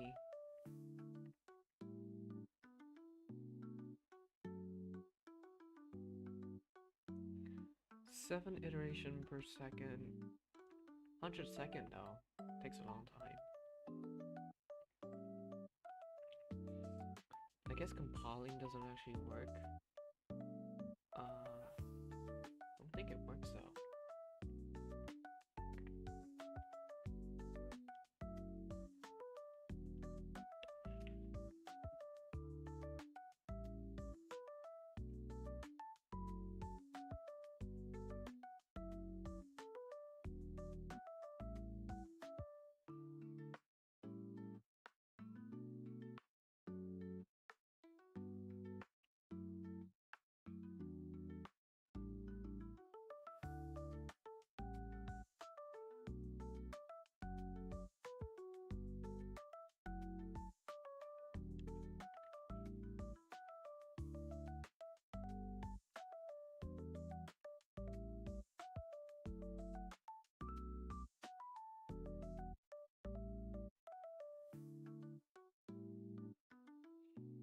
No idea.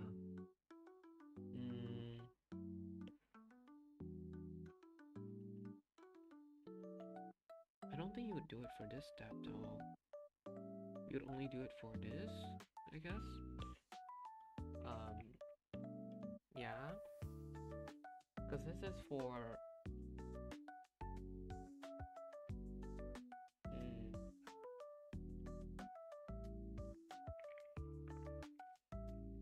Do you have AutoCAD for CPU? As shown in CPU example.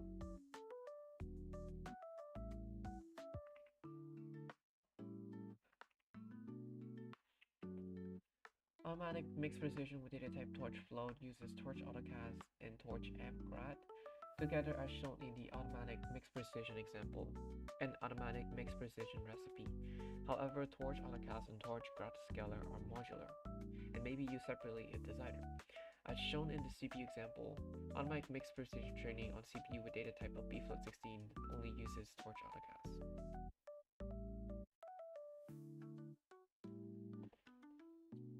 I also transfer it to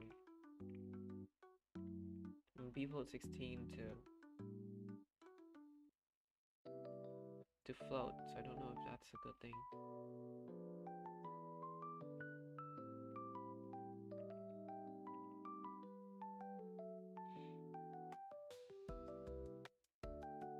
Oh, that's not this one. Okay. Oh, it's a different one. Okay, not this one. I guess does it matter?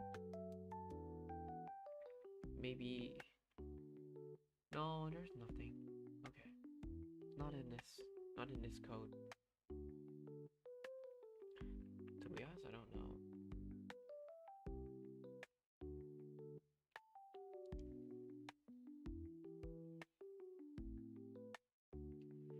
Length frames to be colored 19. Doesn't take a long time. Okay, pretty fast. 8 iteration per second and whatnot. 11-second first iteration. The question is how long it takes for the other ones. It should be faster. If it is faster, then yes, it's good. But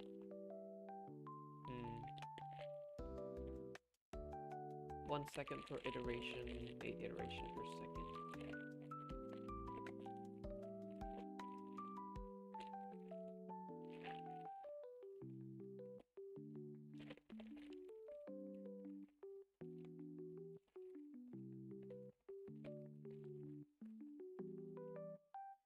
It's very unoptimized, huh?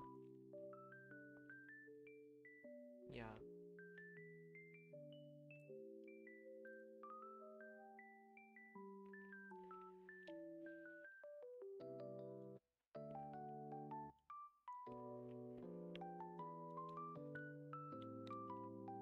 "44-second.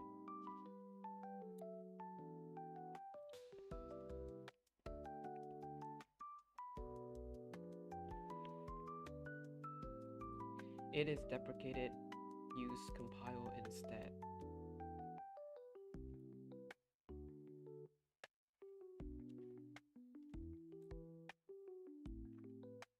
Not fast though. Not fast. Very slow.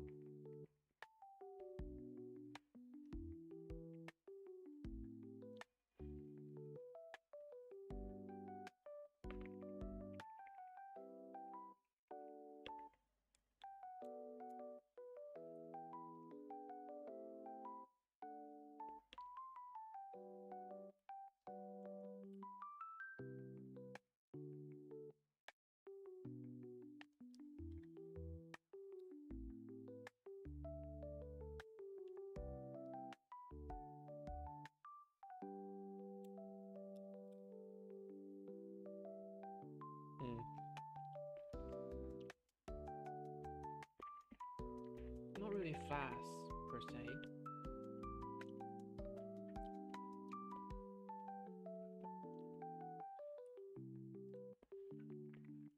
I'm still gonna comment this out.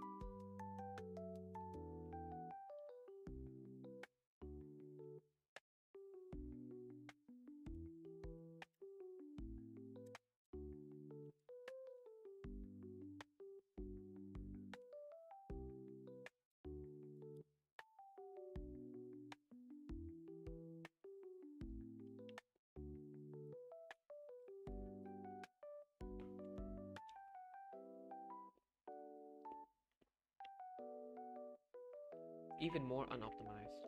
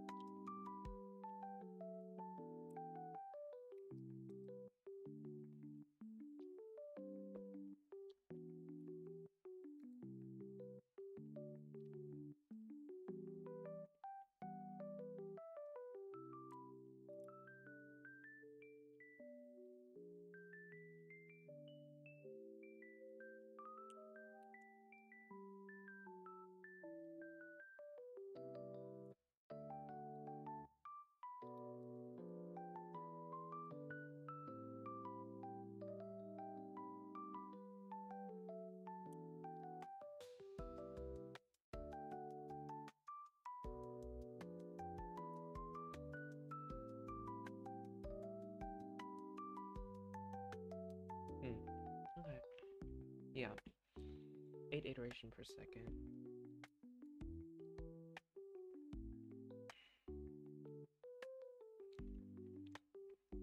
Very slow, very slow.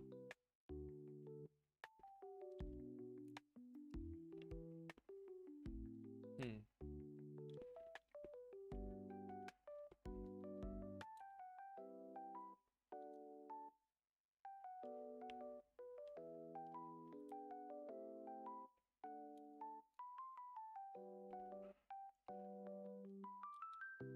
$37 Yeah. That's not gonna work. Nope, that's not gonna work.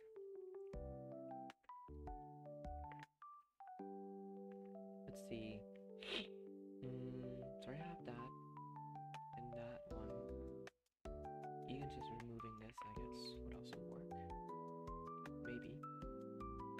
Let's keep the compile API, and then we'll do it again.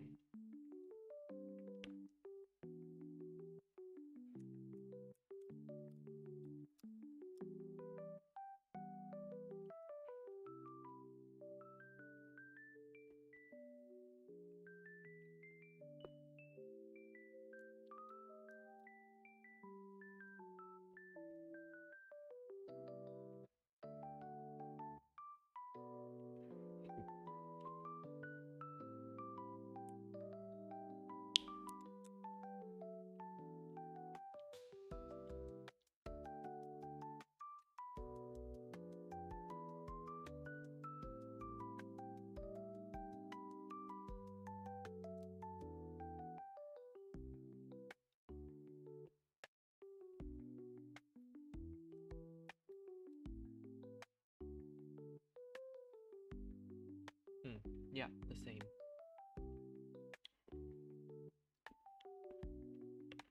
Same thing happens here.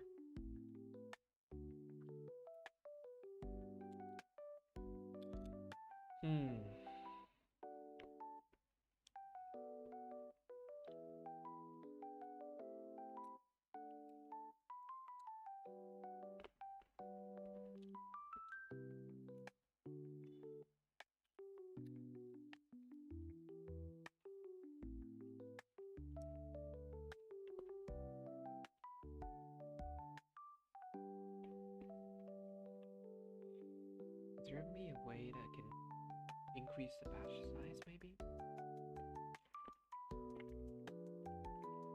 Oh.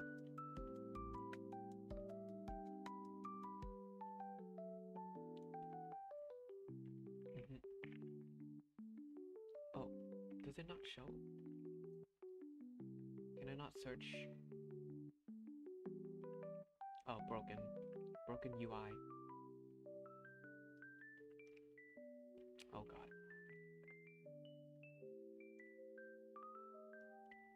Okay, my browser is acting weird.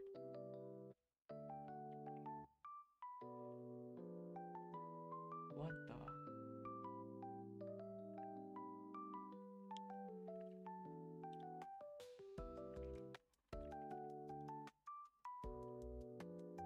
What? Why does it keep being dragged out?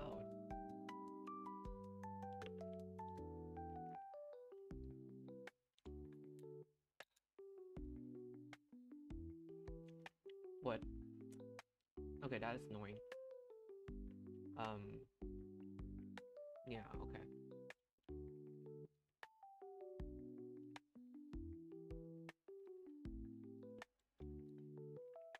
Nope, nope.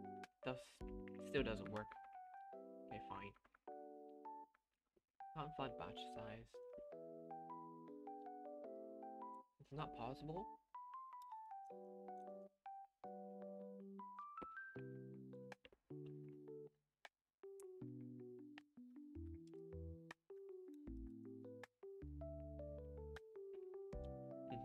Yeah.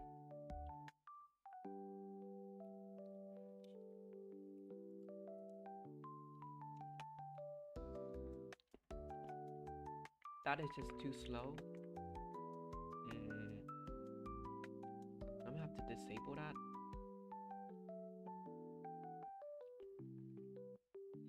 comment this whole thing out.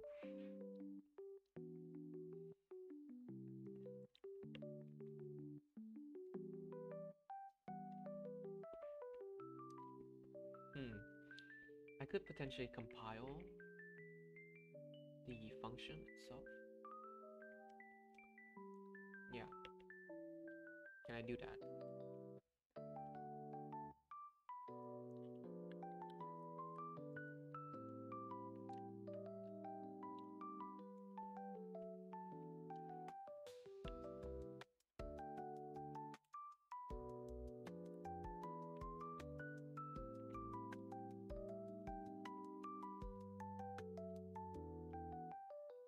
Okay, you have CPU compile.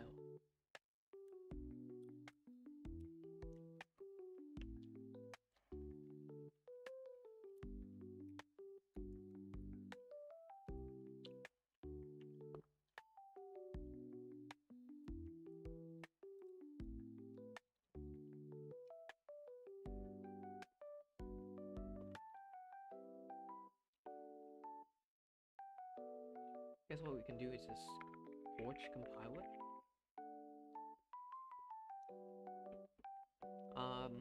Optimize given model function using Torch Dynamo. Okay. Just say this is compiled model or something. I assume it's only this step. Compiled model.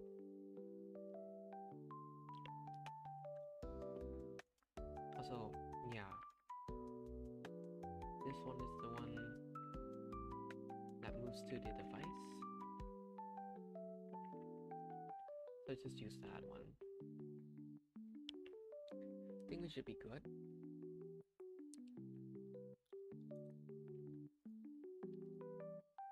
Yeah. This one's fine.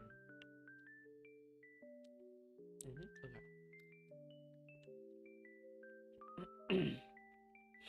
75 seconds. Long time. Can't work with that.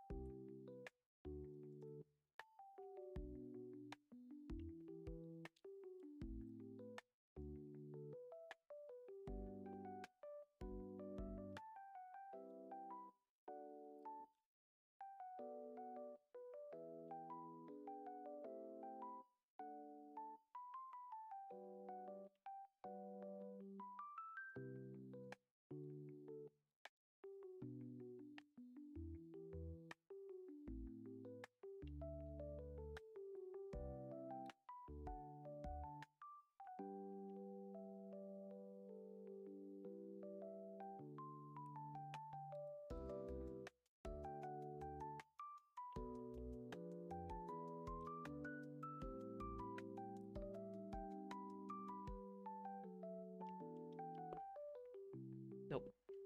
It failed? What is that? Graph break due to tensor item. Consider setting Torch Dynamo config capture scalar output to be true, or Torch Dynamo capture scalar output.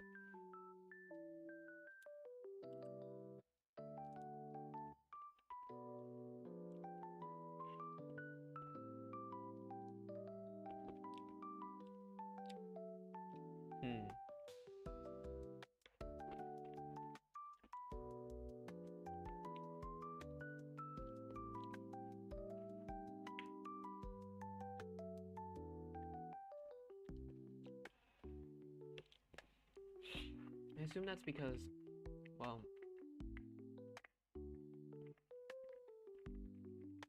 there's a lot of tensor accessing, CPU fallback.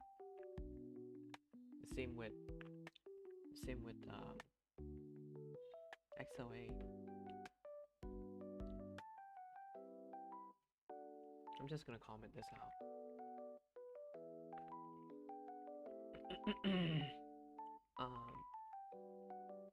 Yeah, and then we'll just use model again. And it should be better.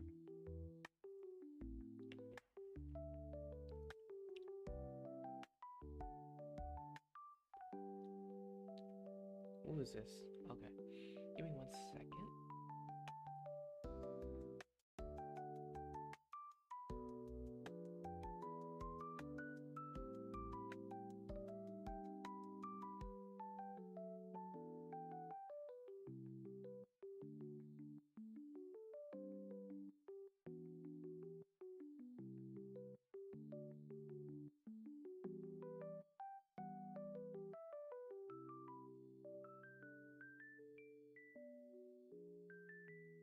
Okay. Yeah. Without the compiling thing, it's much faster.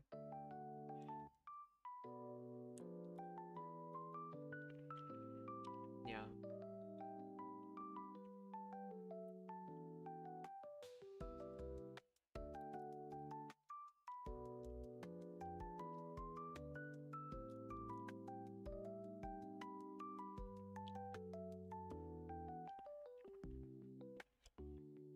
Paint bucket inference dataset.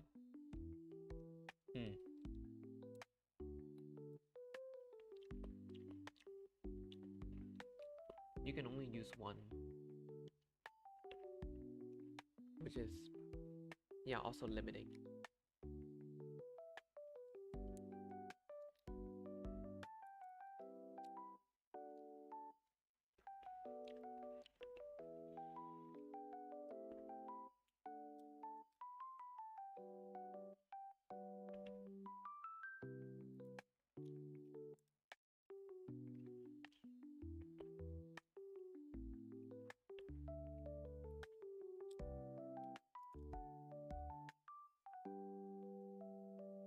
Wait, what?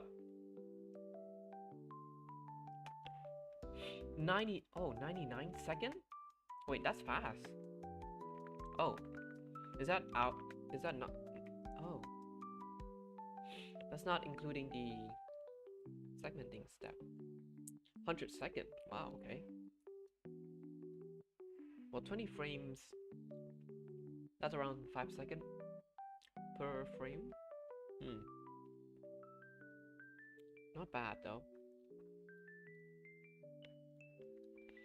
I need to check the output.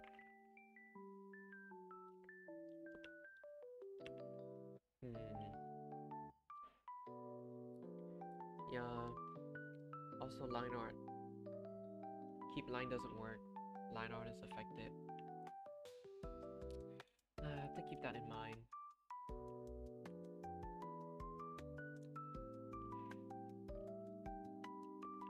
What were I using? Dataset. Z-soup, okay.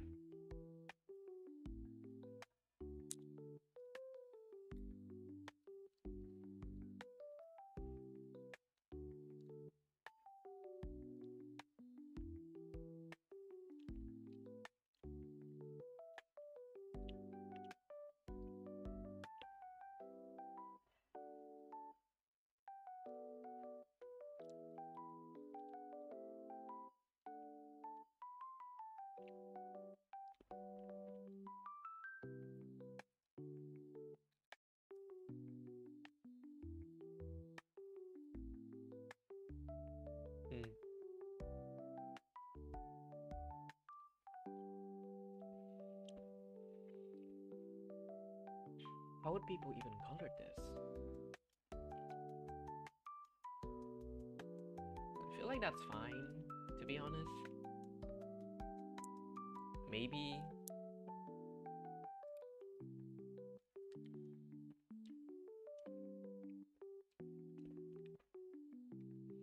It honestly just feels like sketches. Okay, that's bad.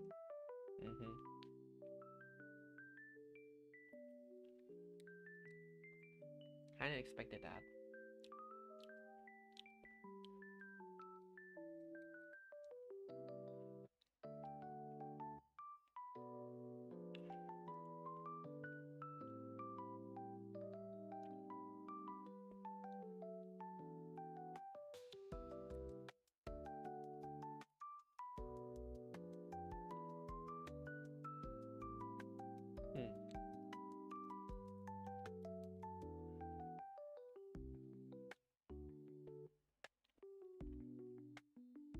I guess we don't have to color the head, maybe? A bit.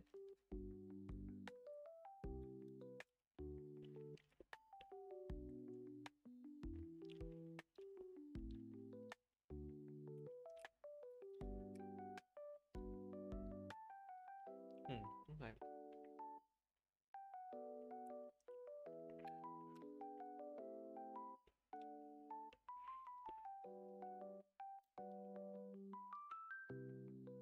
Forty frames took about 130 seconds without segmenting.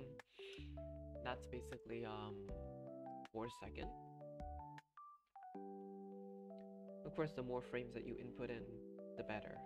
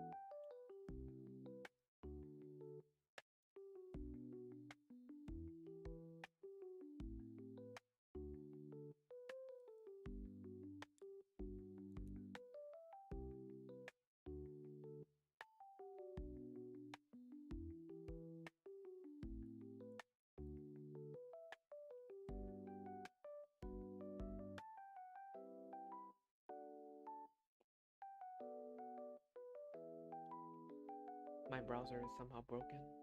Oh god. No updates.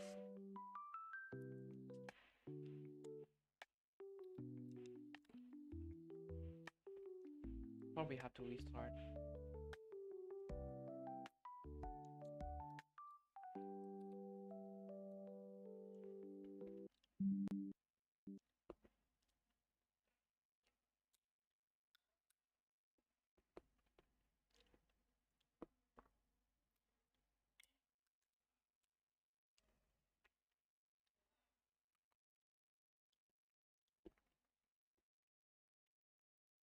Okay.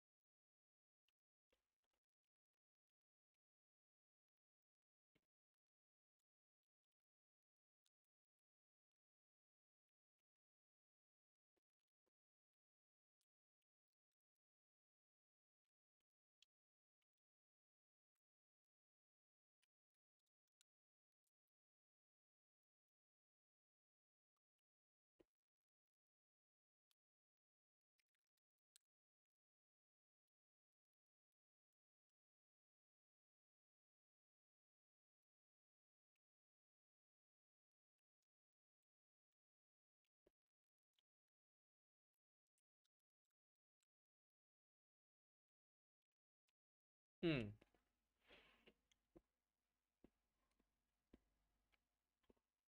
247 seconds.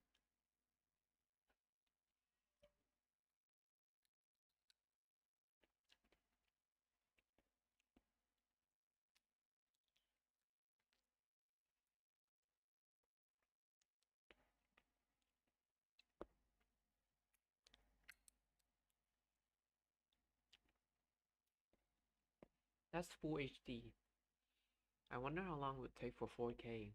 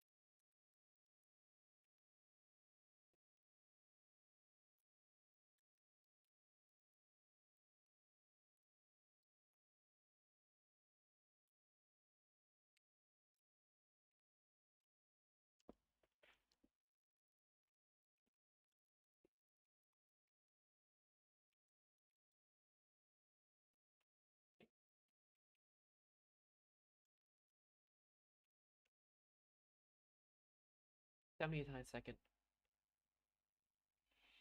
3 frames. Technically 4.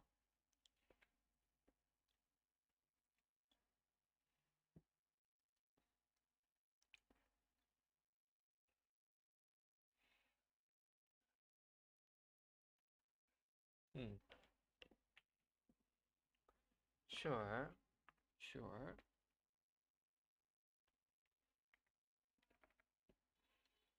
Please, Freddy. Oh, sorry. 420, no.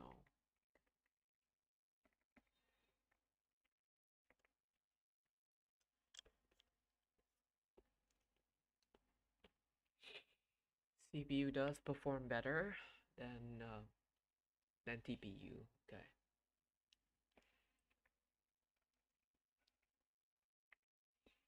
Conclude TPU doesn't work. CPU better.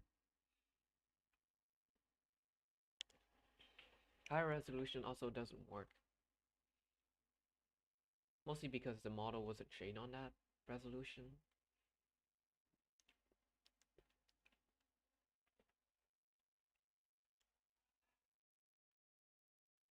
Oh, also, it lost the audio.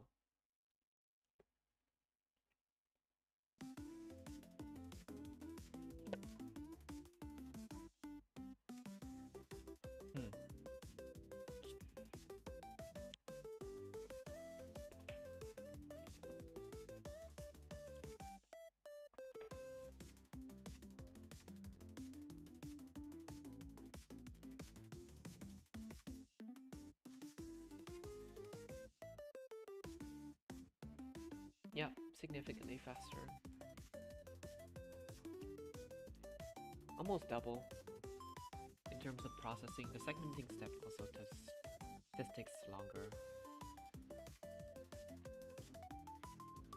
Line art. This one's easy.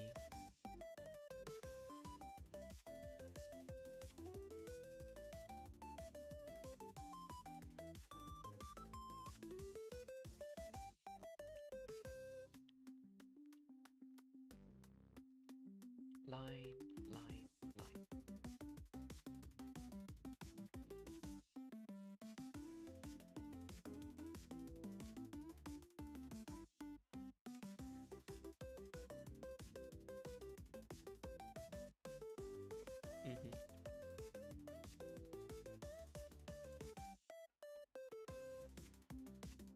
Okay, not necessarily. Okay.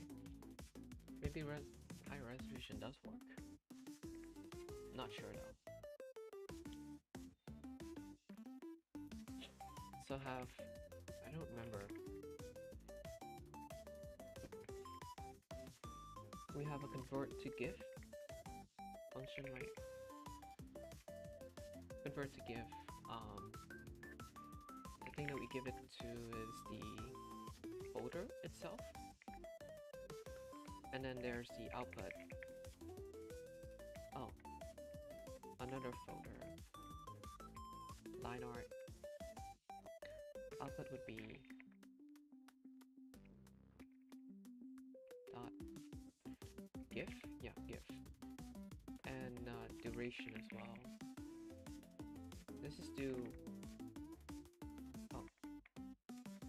duration 200. Yeah. And the other one I'll call it colored, and we want the folder name itself. That should do it. Nothing much here, but colored and line.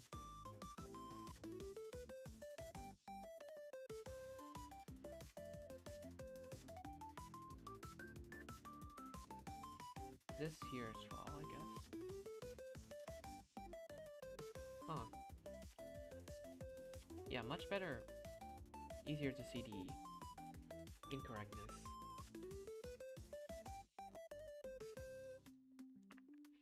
We'll probably have to do 500 maybe, just to analyze these the next time.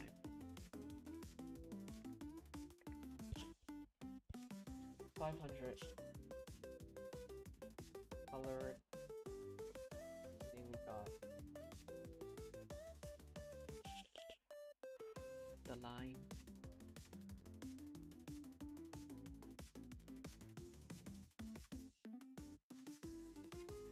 Yeah. This here as well. Of course, there's this. Part of that as well. Mostly it works.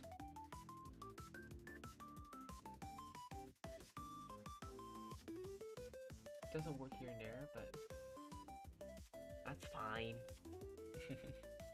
Hopefully that's fine.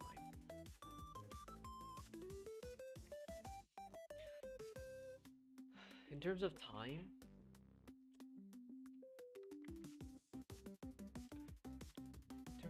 it's fine.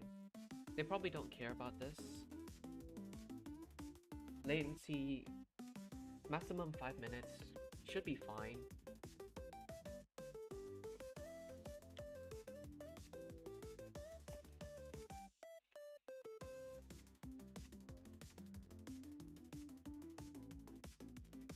There's no easy way to quantify this, huh?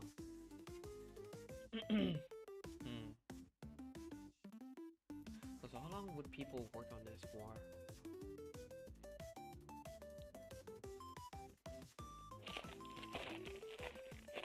No idea.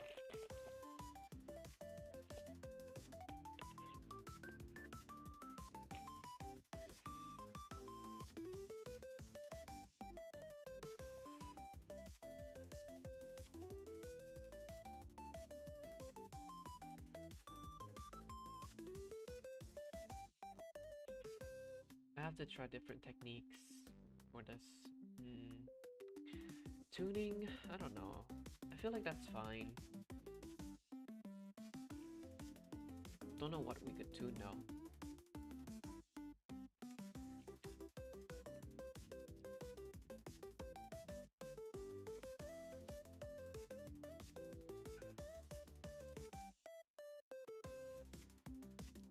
To activate, what is this? Max Auto Tune mode. Learn how to boost your PyTorch model performance on CPU by leveraging the Max Auto Tune mode. Inductor CPU backend. Okay. Torch compile with Dynamo. A different backend, I guess.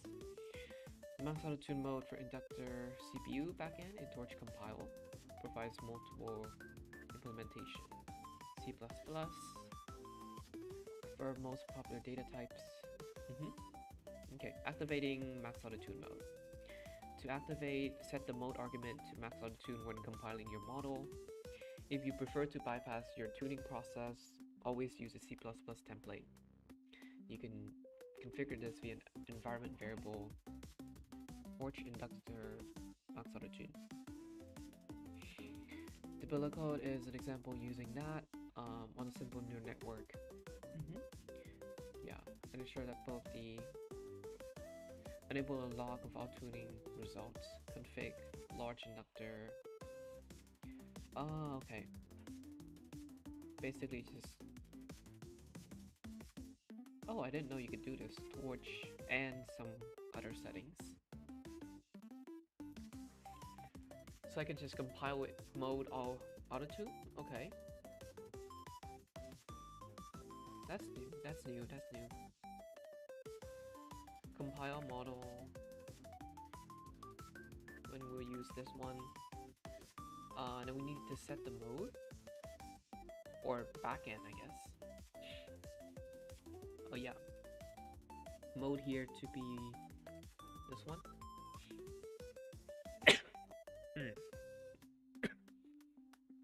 AMP enabled true. Mode.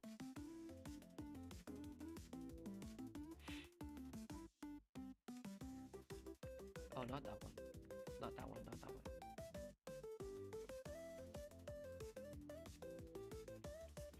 You got the model, full graph. Inductor is the default backend. Max Auto Tune is a mode that leverages Triton and template-based matrix multiplications. Max Auto Tune no CUDA graph is a mode similar to Max Auto Tune but without CUDA graphs.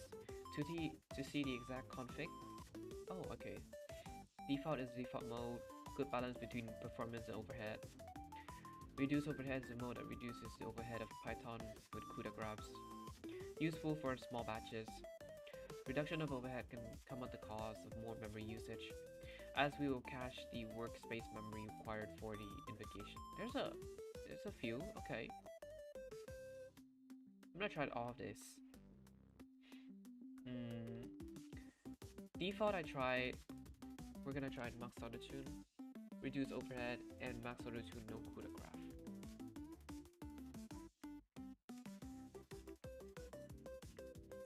So that's 320. You don't want that. 640. You want 640. And let's go with, yeah, this one again. I'll just turn on. No, it's here. Okay. It's using 77 gigabyte.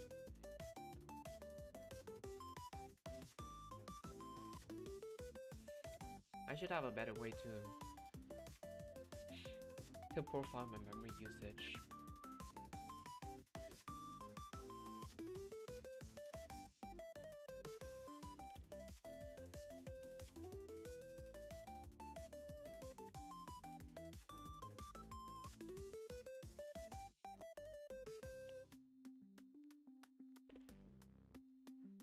I guess I probably have to go soon.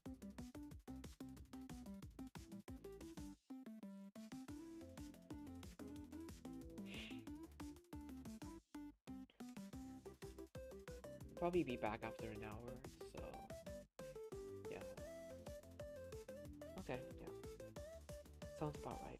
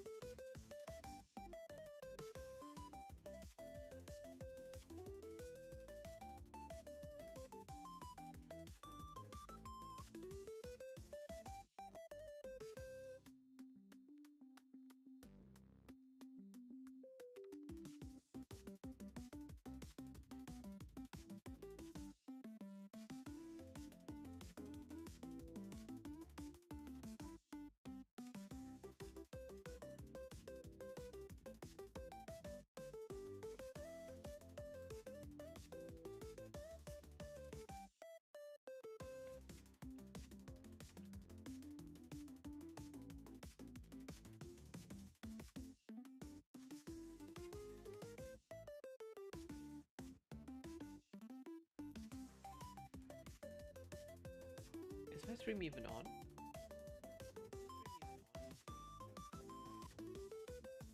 I think it is.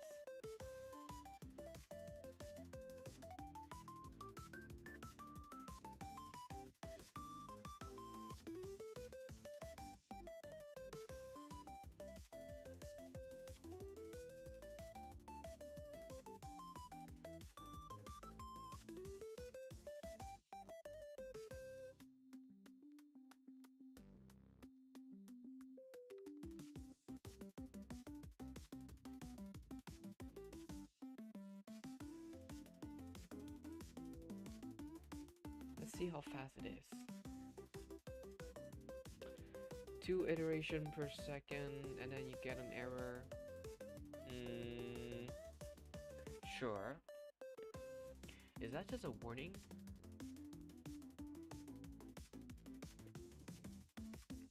Graph break. Yeah, of course.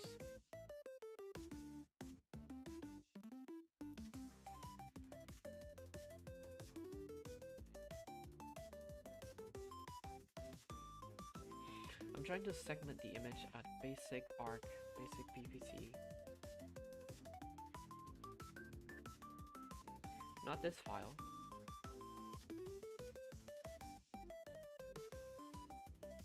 Maybe I should just shed it. Yeah, set the ENV to capture scalar output.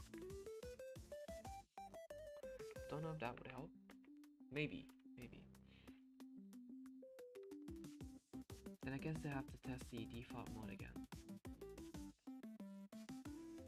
It seems to be pretty slow though. 2 iteration per second. I think I was getting 25? Yeah. 24, 25.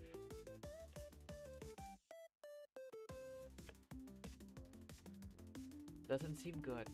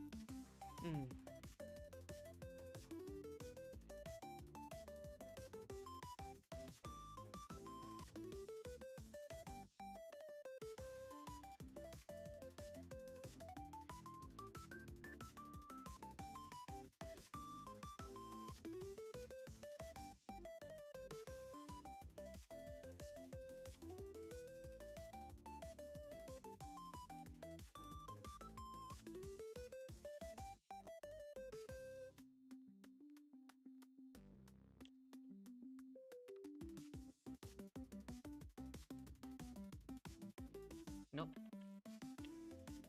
Doesn't seem to work still. This one I don't know. Failed evaluated expression? Can I try using a different mode? Normal, default mode maybe? Yeah.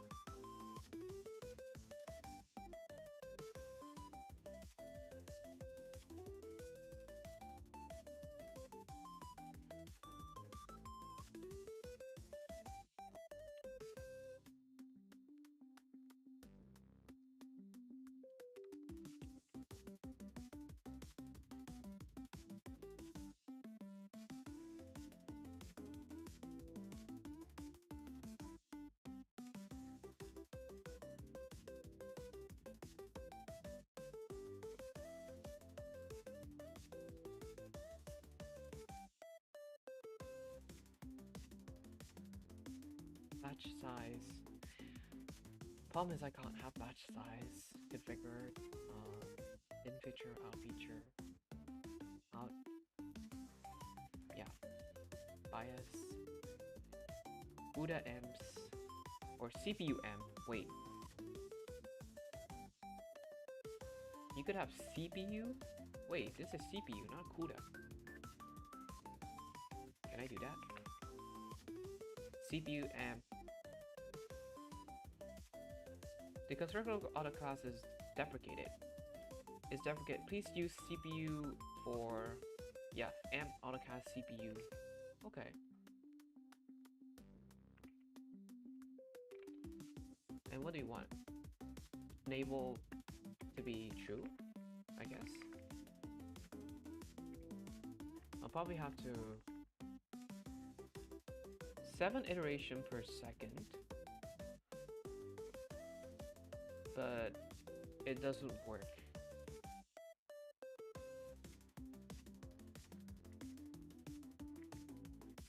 Compile mode is just something.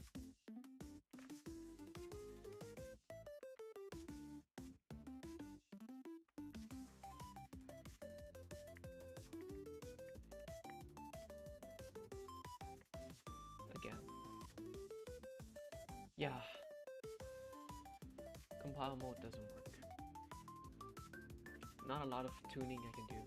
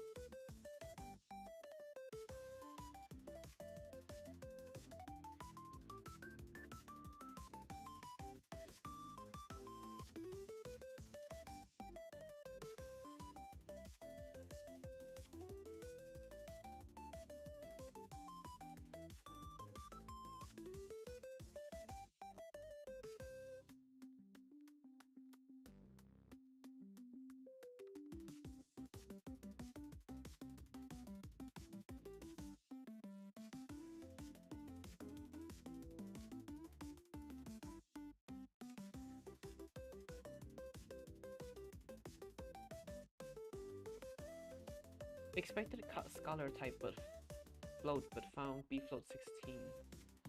What?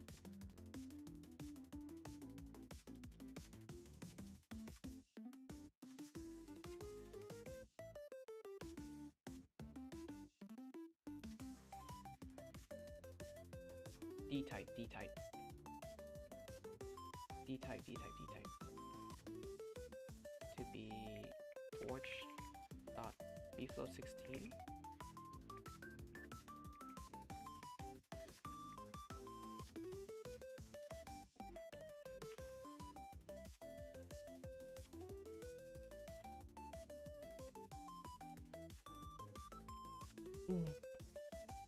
Yeah.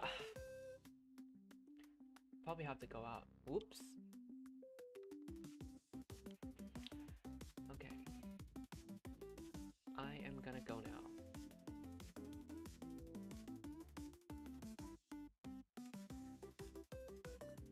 I'll restream later, I guess. Yeah. Well,